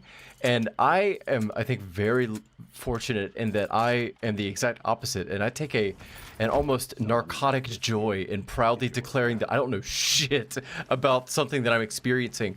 Because like, what is novelty? It's something that you lose. You never get novelty again. It's something that like you lose as you get older, and there's less and less and less of it, and then you die, right? And then there's no novelty. And I don't see any reason for me to jump on playing this game and before I even set foot in Tamriel, reading 1,000 pages of Wikipedia entries on what the best builds are. That seems like it robs me of something that I never get back, you know? And I suspect people like you and others can see that too, and it's kind of refreshing. And I'm glad to provide the service of ignorance. Yeah, it's just fun. Like, it's just really fun. And, like, not only that as well, but, like, I feel like the main thing that drew me in with watching you as well is like the conversations we have too, like especially this conversation is so much easier obviously in a voice chat. Like I've really enjoyed the conversation we're having. Same. But like, yeah, appreciate it. Even like when I'm watching you on stream and I'm talking to you in chat, like I can't like voice everything I want to say in a message because I'm limited to the characters and stuff like that, and obviously there's latency and stuff too. But it's just like really fun to just talk about something you love. You know what I mean? Like, it's just really, really fun. And it's fun to talk about something you love to someone who loves it as well. The world needs more of it, for sure. It's so easy to just be shitty and sell something. I think people are afraid to love stuff in public, especially when it's stuff as arguably inconsequential as a video game. Everybody wants they want to they want input, they want to give you a secret or a tip. They don't want to just say, look at this thing and how great it is, don't you agree with me? It's it's really cool. It's just so I feel like when it comes to your streams, I think that's what draws people in. I'm gonna have to keep at it. Yeah, I think it's garnered certainly not a lot of attention. When you said you streamed before, how many times did you do it? What did you stream? If you don't mind me asking. I streamed quite a lot over a few years on and off. Most recently, which was, well, it's exactly a year ago now that I was streaming. I was streaming a Minecraft playthrough. Nice. But I also streamed, when I first started streaming, I streamed Skyrim, funnily enough. And that was a lot of fun. I did stream a little bit of Fallout 76, because so many times, I love Fallout as well. And like, I've tried getting into Fallout 76 a lot. I got relatively far into it at one point, but never really stuck to it. It doesn't. So I streamed quite a lot. I think I did like an 8-hour stream of Fallout 76 once. It never touched your heart the way that ESO did, because the guy that got me into ESO, we were on the fence about this for 76 for months before we settled on this. Yeah, like so I'm one of the very few people who love Fallout 4 as well. Oh, yeah, I do too. I think it's an incredible game. Survivor mode? Are you kidding? It's so good. Oh yeah, survival mode is really good. Really, really good. Yeah, I just love it. I love the Minutemen as well. I just love building up settlements and stuff, which is really cool. And I really hope they bring that into the new Elder Scrolls, the settlement building, because I really enjoy that part of it. Same, yeah. Yeah, like as much as I love Fallout, it doesn't come anywhere close to like Elder Scrolls for me. But yeah, I streamed quite a few games. I think Minecraft was my longest sort of like series that I did. I did a hardcore Minecraft playthrough, which was actually really fun, to be fair.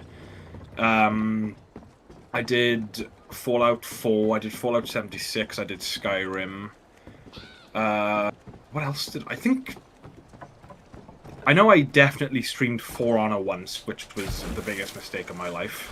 I don't know if you've ever played For Honor or not. No, I haven't. You want to talk about a sweaty game? Now that is a sweaty game. Yeah, I really don't know. I privated all my lives though, because I don't really know why I did, but I just did. Like, my life was very different back then, and I didn't want to just straight up delete the streams, because from time to time I do like to go back and watch them. But at the same time, they're weird. They're a flashbulb in time in a very strange. They're particularly vulnerable in ways that I was not expecting before having done them myself.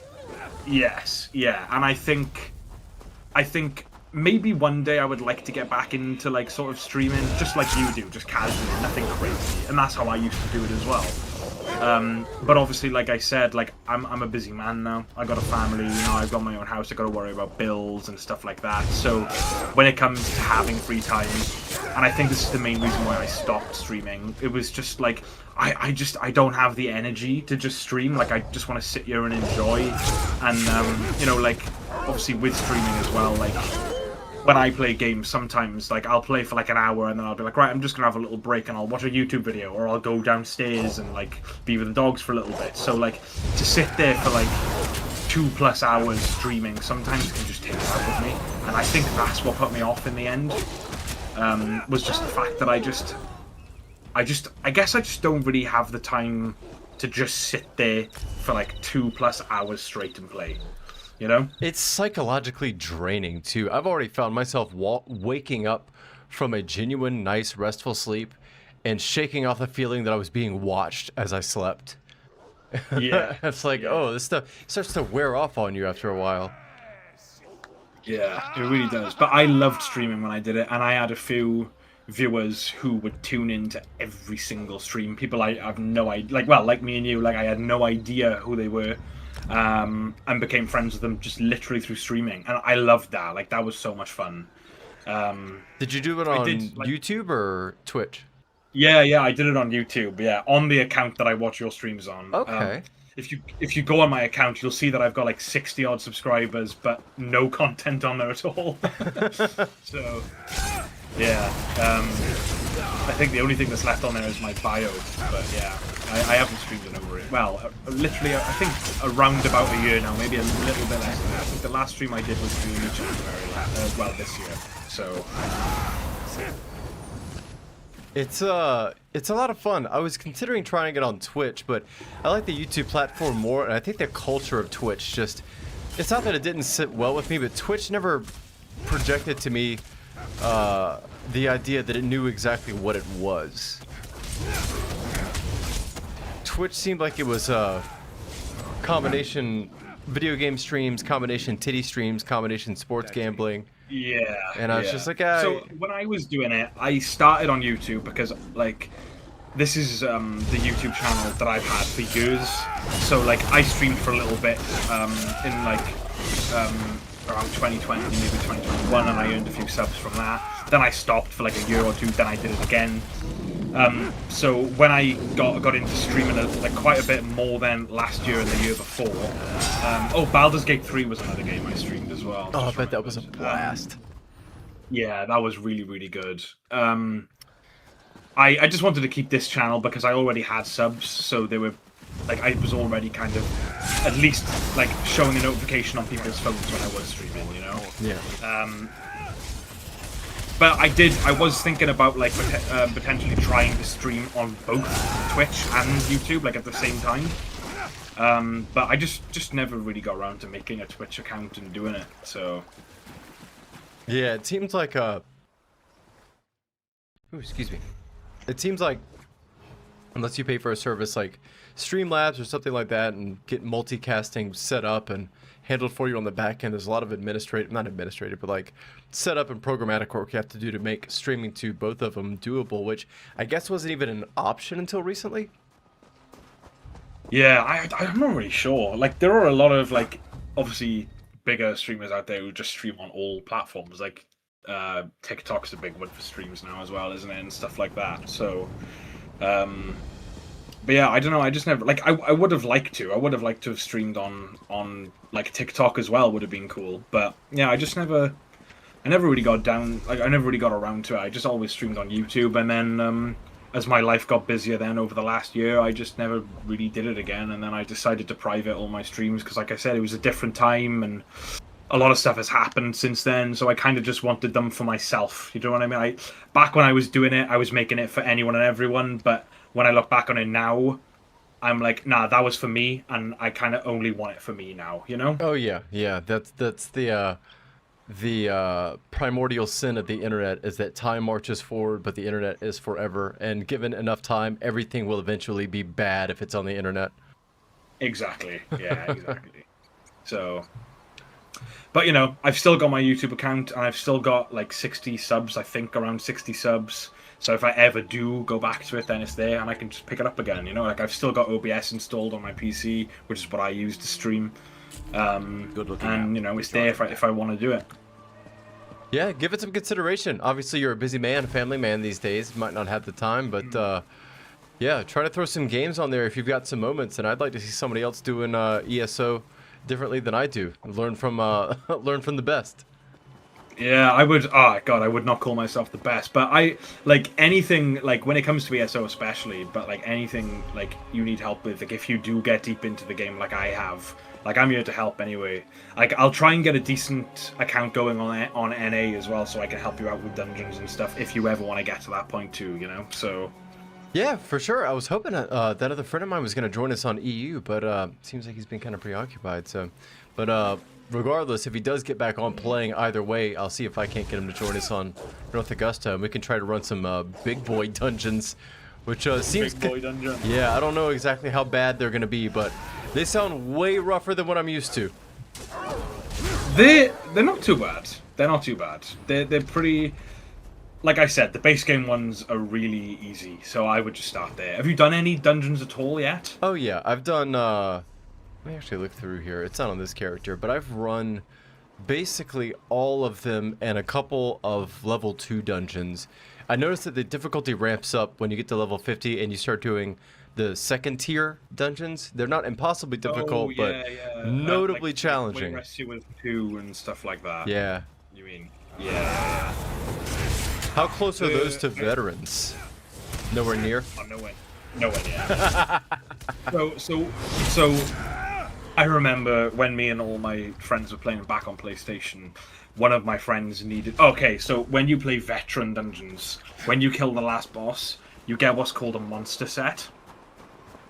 I think I've seen that, yeah. Like individual super rare, yeah. Yeah, it's a helmet that you get. It'll be either light, medium, or heavy. And then to get the shoulders, then you need to buy them with the Undaunted keys. I don't know if you know anything about the Undaunted or not yet. You basically just level up this Undaunted skill tree, and then you do... They're also daily quests. You do your daily Undaunted pledges, they're called. Oh, I think I got an invite for that once I got to 45 or 50. Yeah. They're worth doing too. But anyway... In order to get the monster sets, you need to run the dungeons on veteran mode. And I remember one of the most popular sets at the time, it still might be pretty popular now, was more of the Infernal, which is the monster set you get from doing Way Rescuers... No, not Way Rescuers, sorry. The Banished Cells 2 on veteran mode. And we struggled all the way up to the last boss, and the last boss was so hard on veteran mode, like stupidly hard. And I mean, if I did it now, like back then we were way less experienced with builds and sets and stuff, so if I did it now, like as long as I had like 1 or 2 other people with me, I'd probably be able to do it, but at the time it just felt impossible. And it took us like a good few weeks to actually manage to get it done. Like it took us a lot of attempts to actually get it done. Do the individual runs fall apart and fail pretty early because like the damage calculations and numberscapes just don't work in your favor, or is it one of those things where when done right it still takes 20 to 30 plus minutes to finish? Well, having obviously like higher damage and a better tank plays a massive part in it. And if you have like, so for me, I think healer is obviously like all the roles are really important in this game. There's no one role more important than the other, but we weren't a full group, so obviously when you do a dungeon, it's like you're supposed to do it with 3 other people, so 4-player dungeons. But we would play with like sometimes just 2 of us, sometimes 3. Shit. And we would all run either solo builds, or back then it was just solo builds, which are basically kind of like DPS, but not high enough for like hard dungeons. You mean solo as in like a jack of all trades kind of build? Yeah. So like you have yourself like a decent self heal, and you buff yourself, and you know you can do a decent little bit of damage. Gotcha. But nowhere near enough to do like a veteran dungeon with just 2 of you. You know. So, but yeah, definitely having like a good tank and like 2 good DPS, or like, you know, a healer, a DPS, and a tank makes it a lot easier, and you'll do it a lot quicker. But most of it, when it comes to dungeons, is you need to know the mechanics. You need to know when to move. You need to know what to attack and when. Especially in Wayrest Sewers. Sorry, I keep calling it Wayrest Sewers. In Banished Cells 2. You especially need to know because, like, the boss at the end, he'll pull orbs towards him. And they'll slowly go towards him, but they've got quite a bit of health. And you need to destroy them before they get to him or he'll heal. And because he has a lot of health and he does a lot of damage, and he can stun any of you by just lifting you up all the way up to the ceiling, and you'll just float there for like a good 10 seconds, so you can't do anything. It can get a little bit sticky, but it is just a learning curve. It's a learning curve and learning different things. I don't know. Light weaving. I don't know which update it was, but it must. I will take this to my grave. I swear. The past year or two, they pushed some update where they just ramped up the intensity of all the screen shake and particle effects tenfold. And there are some bosses now that I don't remember being nearly as intense as they are. That's so ridiculous. Yeah, I'm actually not sure about that one. I don't know. Maybe they did. Yeah. It might have been just a. Well, you said you've been on PC for a couple of years now, right? 2 years I've been on PC now, yeah. Yeah, I don't remember what it was, but it's the flame effects in particular. I feel like they gave some extra love and massaging to the flame effects. They used to be kind of one-dimensional thin, but now I feel like I'm being burned alive with some of these specials. Yeah. I also just love the art style of like the Elder Scrolls as well. I love it. It has a charm. It has just this. I don't even know how to explain it, but like it has this charm to it. It almost looks kind of like. Not like anywhere close, but it's the only thing I can like compare it to. Is like it has this sort of like comic-y sort of vibe to it. Yeah, like it's like a bad it's a bad theater production in the best way. It's like a local cable access TV fantasy. It's so good. Yeah, I love it. Like it's just so. I don't even know how to explain it, but just like the visuals are amazing. And one of my the gripes with the, I mean, we won't go into this one too much because I know you feel very passionately about it, but the Oblivion remaster just takes that charm away completely. It really does. Like, it just looks so generic fantasy, and that was the first thing I noticed when I loaded it up. I was like, wow, this looks nothing like Elder Scrolls. Like if I didn't know that I was playing Oblivion right now, like I never ever, if I was just watching someone play this, not knowing what game it was, I never would have thought it was Elder Scrolls ever. You know, I think what gets me about that piece of software in particular is not really the execution of it as a totality, a piece of purchasable work, as much as the way that Bethesda treated it as a consumer product, both the farming it out to virtuous company outside the country, and then not running proper QC through it. It tells me that Bethesda feels and treats their properties in a way that like sits beneath even what we do as fans. Like sometimes I think this conversation you and I are having now about this game, The Elder Scrolls, contains more passion than the people that actually make the stuff, or at least are responsible for writing the checks that make it. And I'd like to be proven otherwise, but then, you know, you get stuff like the remaster, you get stuff like I feel like there was another Elder Scrolls transgression that I like to complain about, but I can't remember it at this point in time. Oh yeah, all the Skyrim getting re-released for every platform every 2 years. Oh my god, yeah, well they just released it out on Nintendo Switch 2, didn't they? And I mean that's just an absolute mess of a console as it is anyway, without another Elder Scrolls port on there. Yeah, apparently it doesn't run well. It's like, it's just so sad.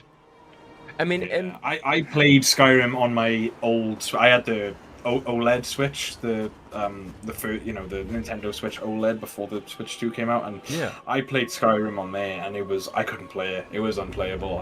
This is just like, you know, it was Skyrim, but it wasn't so much like the game or anything itself. It was the latency of like the controls. Like I would move the joystick to like the right, and it would take like a solid second for me to actually turn. And I was like, I was playing on, I did a survival playthrough on there because I just thought, oh, it'll be funny. But like, so with survival, like I was using a bow and arrow, and like aiming was so hard. I was like, I can't, like, if you're ever gonna play it, like if anyone is ever gonna play it, like it's just don't use a bow, I guess, because it's impossible. Did you so do you have any familiarity with the Skyrim modding scene on the PC? So I broke my Skyrim on Steam trying to mod it. Okay, good. Rite of passage, right? Yeah. So I don't even know how I did it. I'm gonna go back and try to fix it. But like I was like, right, I want to play, because so I was a PlayStation gamer before PC. So, and obviously, like I'm sure you know, like modding on PlayStation is not as good as on Xbox, and especially not as good as on PC because Sony are funny with modding and stuff like that. So there were mods on Skyrim for PlayStation, but they were very, very bare bones, and they were only allowed to use assets that were already in the game. So it was a bit like, I had a good few like mods that sort of like changed textures and added little things here and there, and it was cool. It was good enough for me at the time, but obviously I knew that like when I got my PC, Skyrim was one of the first games I was going to play. I was going to learn how to mod it and blah blah blah. And I started modding it. Obviously, I got Sky UI, which is obviously a necessity, and all that. And then like I started playing it, and I didn't download a bunch of mods. I just wanted to make sure that I did it right. And I was on there, and everything was fine until I noticed that my game was stuck on novice difficulty, and I couldn't change it. It was stuck on novice, so I was a level 1, obviously player character, and I was one-hitting everything, and I was like, "This is boring." Like because I normally play on like a hard. I can't remember exactly. I think expert maybe. I play either way. I don't want to play on the easiest difficulty going. I want a bit of challenge, you know. And then I also noticed that like everything from the Creation Club, you know, like all those extra bits they added, like the new, like the alternate armors and blah blah blah. None of that was in my game, and I also couldn't get access to any of like the mods you can install in game either. So I tried fixing it a bunch, and I even like I said to you, when it comes to PC and messing around with stuff like that, like I'm pretty clueless.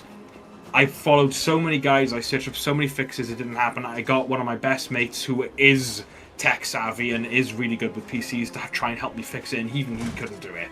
So yeah, I broke my Skyrim, and it's still broken as far as I'm aware. I uninstalled it about a year ago, and I haven't touched it since. But it's a nightmare. Yeah, as far like to the extent that Bethesda games are moddable, the creation engine and Gamebryo and such, it's not necessarily because they make it easy. I mean, it's I don't want to say it's sold that way, because it's not, but people will tell you that because there are lots of mods, therefore it must be the case that they exist because it was easy to mod, but they're absolutely not. And the way that a lot of these mods work is they have to run script injectors that sit in between like the operating system and the game, and are pumping in a bunch of fake commands that allow special UI features and functions that aren't normally there.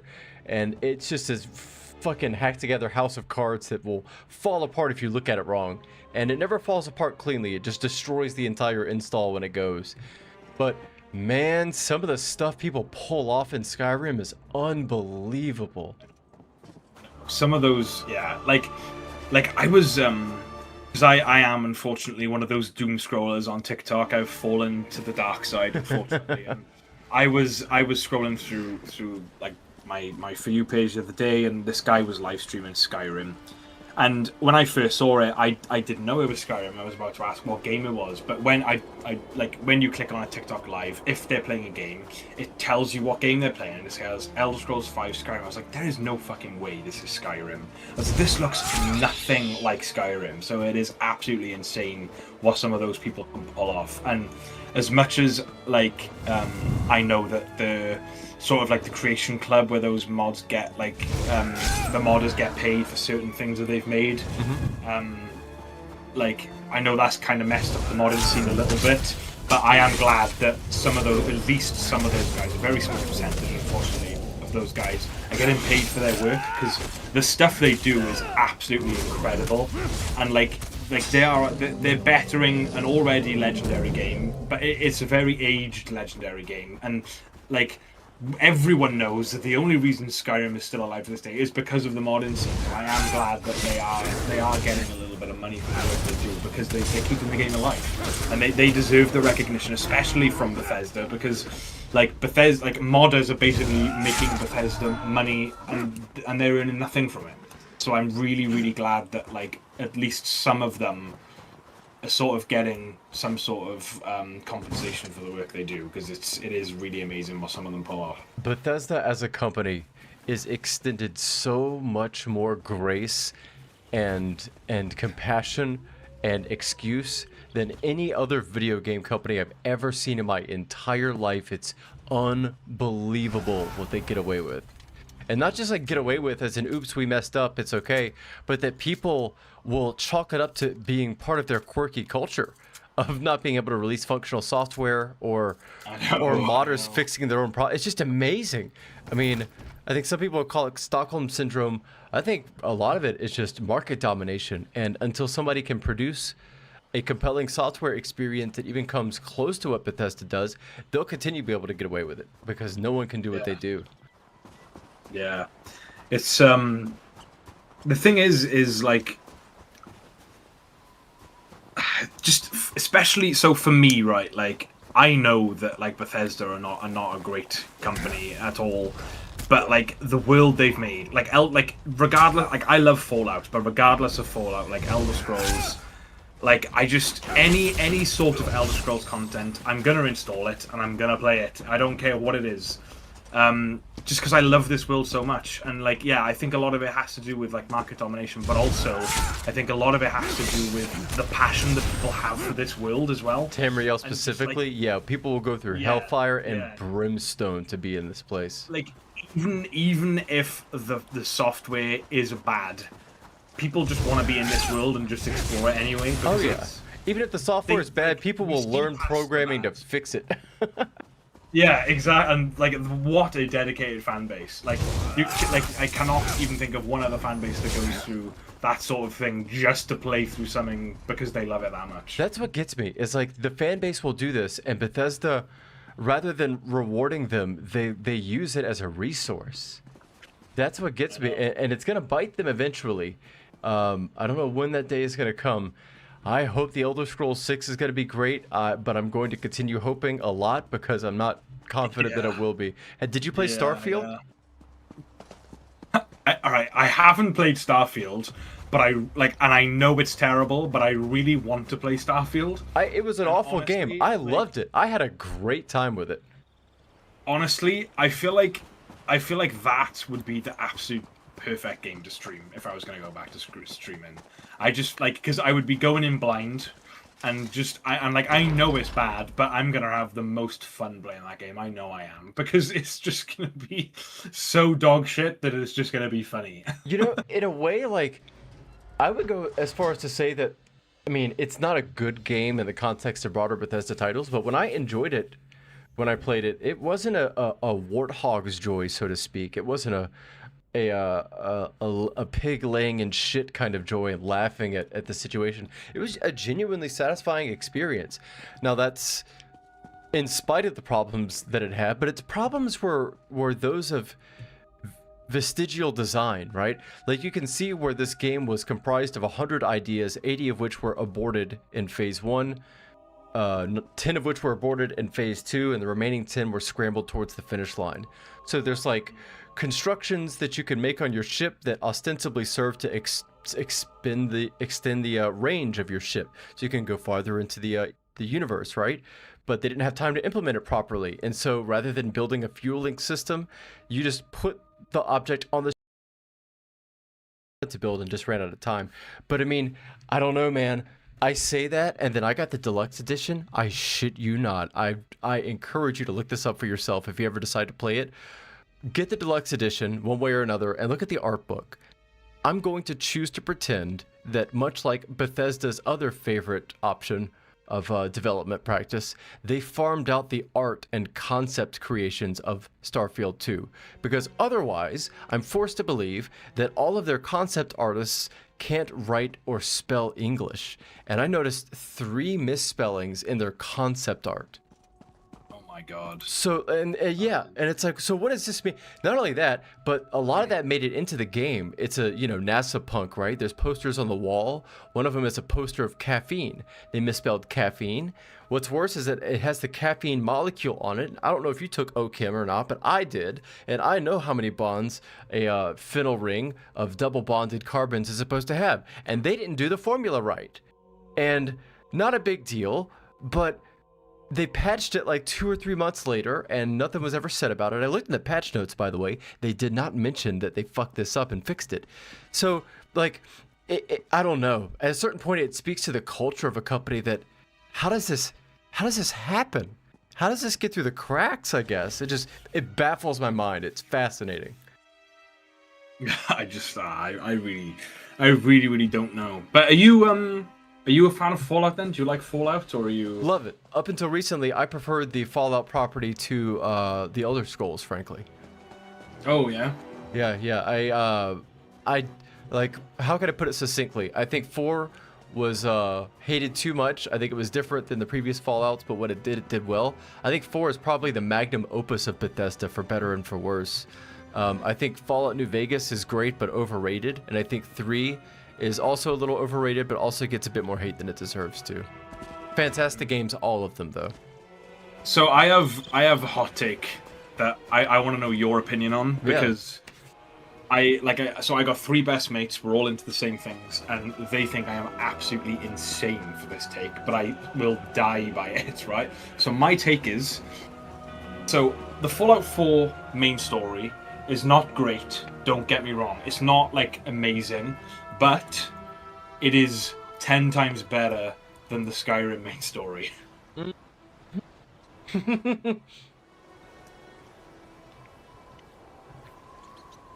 I mean, I feel like I can't give you a legitimate qualitative judgment on that, because the Skyrim story to me was so profoundly uncompelling that I've never finished it. So maybe that in and of itself is a qualitative judgment? Yeah. I mean, so my main thing is that there are so many more memorable characters in the Fallout 4 main story. Yeah. So many more. But it's so much cooler. Like, Piper is pretty cool. Nick Valentine is the best character in the whole game. Obviously, like, you've got Preston, who, like, even though people hate him, everyone knows him and remembers him. Like, obviously, then you've got the Brotherhood of Steel. You've got 4 factions, and, like, each ending is different depending on choices you make, but you don't have that option in Skyrim. No choice you make in the Skyrim main story changes anything.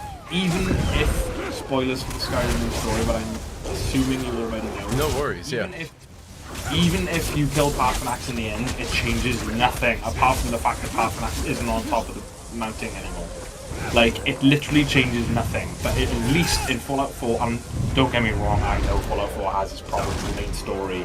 Like, I know it's not great, but, like, it's to me 10 times better than the Skyrim main story. And as a game, like, the 2 games side by side, I prefer Skyrim, but the main story, Fallout 4, just is so much better, in my opinion. And it's not even close. On top of that, I would say that every, I would say, Bethesda game of that scale, or grand RPG at that scale, has some kind of grand philosophical question underpinning it. And I think the challenges posed with the treatment of the Institute are legitimately interesting and compelling. Like, they're legitimately interesting. I could just as easily be a Brotherhood of Steel fascist one playthrough and feel completely justified in it, and then kill every single one of those motherfuckers the next playthrough and feel just as fine about it. Yeah, exactly. And, like, that's what I love, like with Fallout 4, like, the 4 factions that you choose. They're all so interesting. Like, they are all so interesting. Like, the Brotherhood, obviously, like, they're in all the other games, so you kind of know a little bit more about them anyway. But even playing them, and like the Pridwin is so cool. The Pridwin is really, really cool. Elder Maxon's outfit is insane. But like, also, like, the power armor in Fallout 4 is the best power armor has been ever in any of the games. It's so cool. Yeah, it is. They and, totally treated it better than they did in 3. Yeah, and then like the Institute are really, really interesting because like, yeah, they're evil as fuck, but like, for like 90% of the main story, you're actually not 100% sure that they are evil.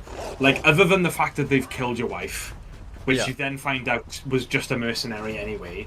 Like, the guy being your son was a little ham-fisted for my taste. It felt so on the nose. Like, you couldn't give me... that was a little bit, but the Institute in general, I feel like, are interesting. Like, very compelling. When you first go there, you're like, okay, I finally get to learn about like what these guys are all about, and then obviously, you know, like you find out that they are all evil, horrible scientists. But what I really like about it, and I think what they nailed about the Institute is the mystery behind them in the main story.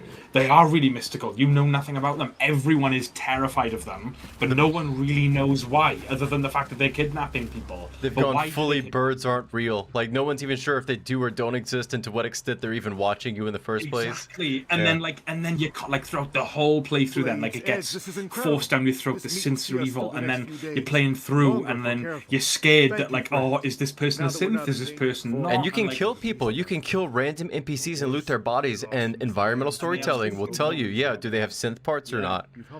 Like, and like, there's characters in the game that are unkillable, and they're synths. Like Sturges in the Minutemen, he's a synth, and you wouldn't like. The only reason people know that is because of commands where they've managed to kill him and he drops a synth component. But like, just things like it's.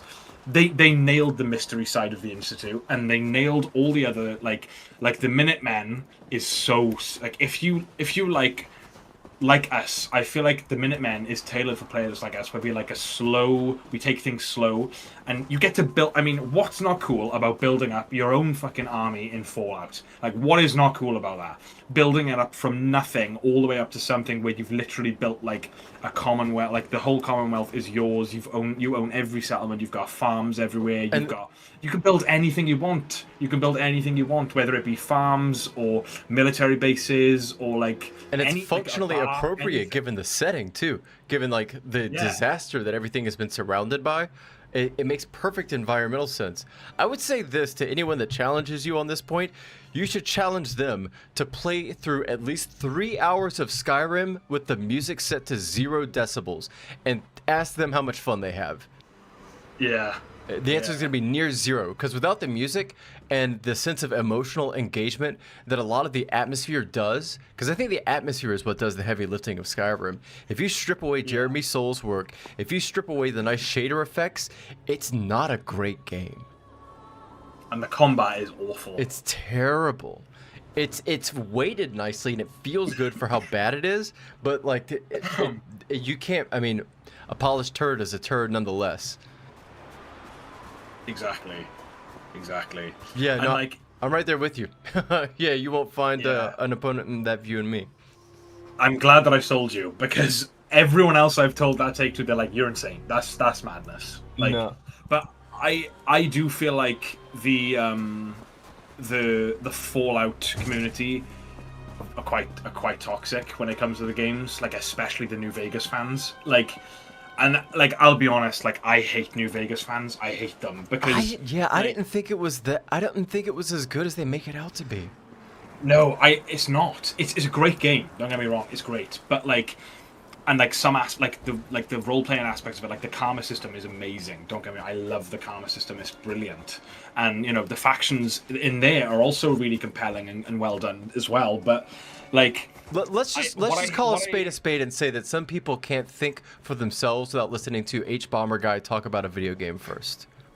Yeah, exactly. That's what it is. They have to formulate their opinions based on like a broader context of discussion around something. And there's actually another YouTuber called Mini a True Nerd. He's a British guy, I believe. I forget exactly where in London he's from, but he makes a spirited defense of Fallout 3 in the exact opposite direction, and he gives like a point-by-point comparison for it, which I'll be the first to admit, it's difficult to defend Fallout 3 in a lot of regards, but he does an excellent job.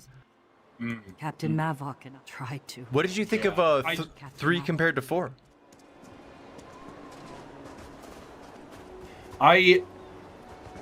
I haven't played. I'm not as educated on 3 as I am 4. I haven't played anywhere near enough of 3 to like have a valid opinion. Because for me personally, like if I haven't taken it in myself fully to its full potential, then I don't feel like my opinion is as valid as someone else who has. So I think purely for that reason, I'm going to stick with 4, purely because I've played more of it, but I need to play more of 3. It is on my list that I need to play more of, especially now that I've got a PC so I can mod it and make it playable like I did for New Vegas. I want to play through the 3 main ones, which are obviously 3, New Vegas, and 4. And then, like, I'm going to decide which is my favourite from there. But I have played so much more of 4 compared to the other 2 that, like, I'm just kind of I don't know. I'm sort of neutral towards them all at the moment. So, you know what I mean? if you've... Oh, for sure. So you played 4 probably on a console, I guess? And the rest of the crew. I've played it on both PC and console. I think on PC, I think I've got around about 100 hours in it. I might be wrong. Have you tried... I'm pretty sure I've got around about 100 hours in it now. Have you tried Sim Settlements, the set of mods for Fallout 4? No. Oh my god. Now that you got a PC and you're able and should pretty quickly get comfortable with modding and things, you should look up this set of mods they have called Sim Settlements. It originally started as a set of mods to automate and simplify the settlement construction and management process. Think borderline Sim City-ish as far as like control structures that help you manage the city, but somewhere along the way the developers of that mod lost their minds and it ended up turning into a fully voice acted additional secondary campaign with like pro voice actors and hundreds of lines of dialogue that slipstreams straight into the game. It's incredible. That is insane. I would say the voice acting in some of that is better than actual Fallout 4 proper, although Far Harbor is really fucking good, let's be honest. Far Harbor is probably... I actually have never played through Far Oh my god, it's so good, dude. Because, you know what, right? I got to Dima's Memories, and I was like, you know, I can't, this is awful. I was like, I cannot play through, what the fuck is this? Yeah. Honestly. like, this is... Those like, ruins were hidden by the storm. I just couldn't. I just could not get through it. I really could not. Man, it's...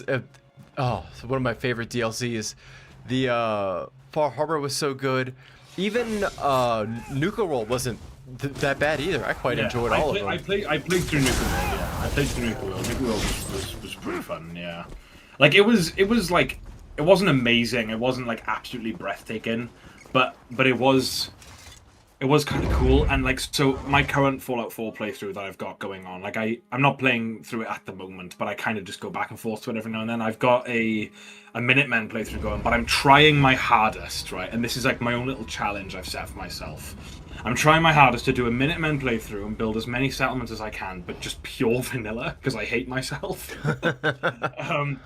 And, like, but it's kind of fun, because, like, for me personally, right, I'm a little bit funny when it comes to mods, and maybe it's because I haven't delved into the mods, but for me, I feel like I'm going to be so much more proud of myself if I really do manage to get through this Fallout 4 playthrough and build up some cool looking settlements without mods. Less is more, for sure. Yeah, and like I just like because there's that extra challenge there with it, and like I just feel like if I can make a good looking settlement with no mods, I feel like that's more impressive than a good looking settlement with mods. That's the way I like to do it. There was a Fallout 4 survival mode run that will stay with me for the rest of my life. I didn't put many mods on it, but one of the ones I did do, I left all the building stuff the same. I turned up, I think I used darker nights. So once it got nighttime in Boston, you couldn't see, it was pitch black. And the one thing I added to the game was a flare. It was a craftable flare. You had red and white ones, and you had to get all the ingredients for them, and you could build them at the gunwork station, I think. And that way I could move around at night, but I had to throw this flare to see. I couldn't see without them, so I'd have to move in the dark. If an enemy showed up, I'd use a flare, but the flare registered to the AI as a grenade. So functionally, they would see the flare light, and then the light coming off it would let them see me. So it turned into like a Tom Clancy game. It was so good. Yeah, that is really cool. I really want to play, though, you know the mod Frost? No. Wait, no, I've heard of it, but I've never played it. But it's a big deal, right? Yeah. It's a big. I don't know if you've ever heard of the YouTuber Ryken Roleplays. Have you ever heard of him? I think he's Australian, and he plays through a lot of. I think his most popular videos are Bethesda games, and he's straight up like full-on role plays these games, and I mean voice act and everything. That's awesome. And it's, oh dude, like some of the stories he's written and like the characters that he's come up with, and his voice acting is also really good as well. And he's been doing it for a long time. But I watched him play Fallout 4 the Frost mod, and essentially it's Fallout 4. But like it completely well, I'm pretty sure it completely erases the main story, and it's full survival mode. But I think it's based not long after the bombs drop, so you're essentially living through the nuclear winter. Yeah, you like start in a bunker with like no food or anything like that. God. Yeah, and it's really scary because it's like if you get hit in the head, you're dead. That's it. But like the way he did it is because he was like role playing it. Like it was permadeath. So if he died, if his character died, that was it. And then he made a new character and started again. Oh man, it was really cool, and I really want to do something like that. It was so cool. Did you ever? So I really recommend watching that if you're into that type of thing. Yeah, actually, real quick, can I get his name again? Yeah, Rycon Roleplays. It's RYCON Roleplays. Okay, noted. Save that. I love it when people engage with these properties in new and interesting ways. Yeah, it's really cool. So I'm gonna have to log off here in a minute. No, you're good. I'm gonna have to log off here in a minute, unfortunately. But we should definitely do this again in the future. Yeah, 100%. I'm down. I've had a really good time. It's been really good chat. We haven't even played much ESO, which has been chatting. I'm down. I'm down to do whatever, honestly. Yeah, for sure. Well, you gotta get the water up to temperature, get everything warmed up, and then we get a proper session in next time or whenever the time comes.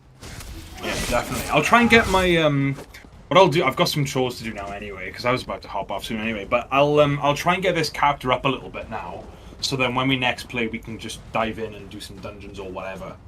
Okay, and for the sake of clarity, since I don't ever think we cross this, you can call me Squonky. What do you want me to refer to you as? Well, you can either call me Sodge, or you can call me Sam, because Sam is my name, so... Okay. It is completely entirely up to you. Well, if it's all the same to you, since I see Sodge on my YouTube thing, it's going to burn into my memory more easily. I'll call you Sodge. Alright, well, Squonky it is then for you. Alright, Sodge, thank you so much for joining me, and I'll stay in touch. Feel free to holler at me in the Discord anytime. Yeah, of course, man. Definitely. And same goes to you as well. Like, if you want to mention me if you're ever free or whatever. Like, the worst I can say is, no, I'm not free right now. But if I'm ever free, I'll jump on with you. That sounds good. I'll definitely reach out. Alright, awesome, man. Well, it's been a pleasure talking to you. Yeah, you too. Enjoy the rest of your day.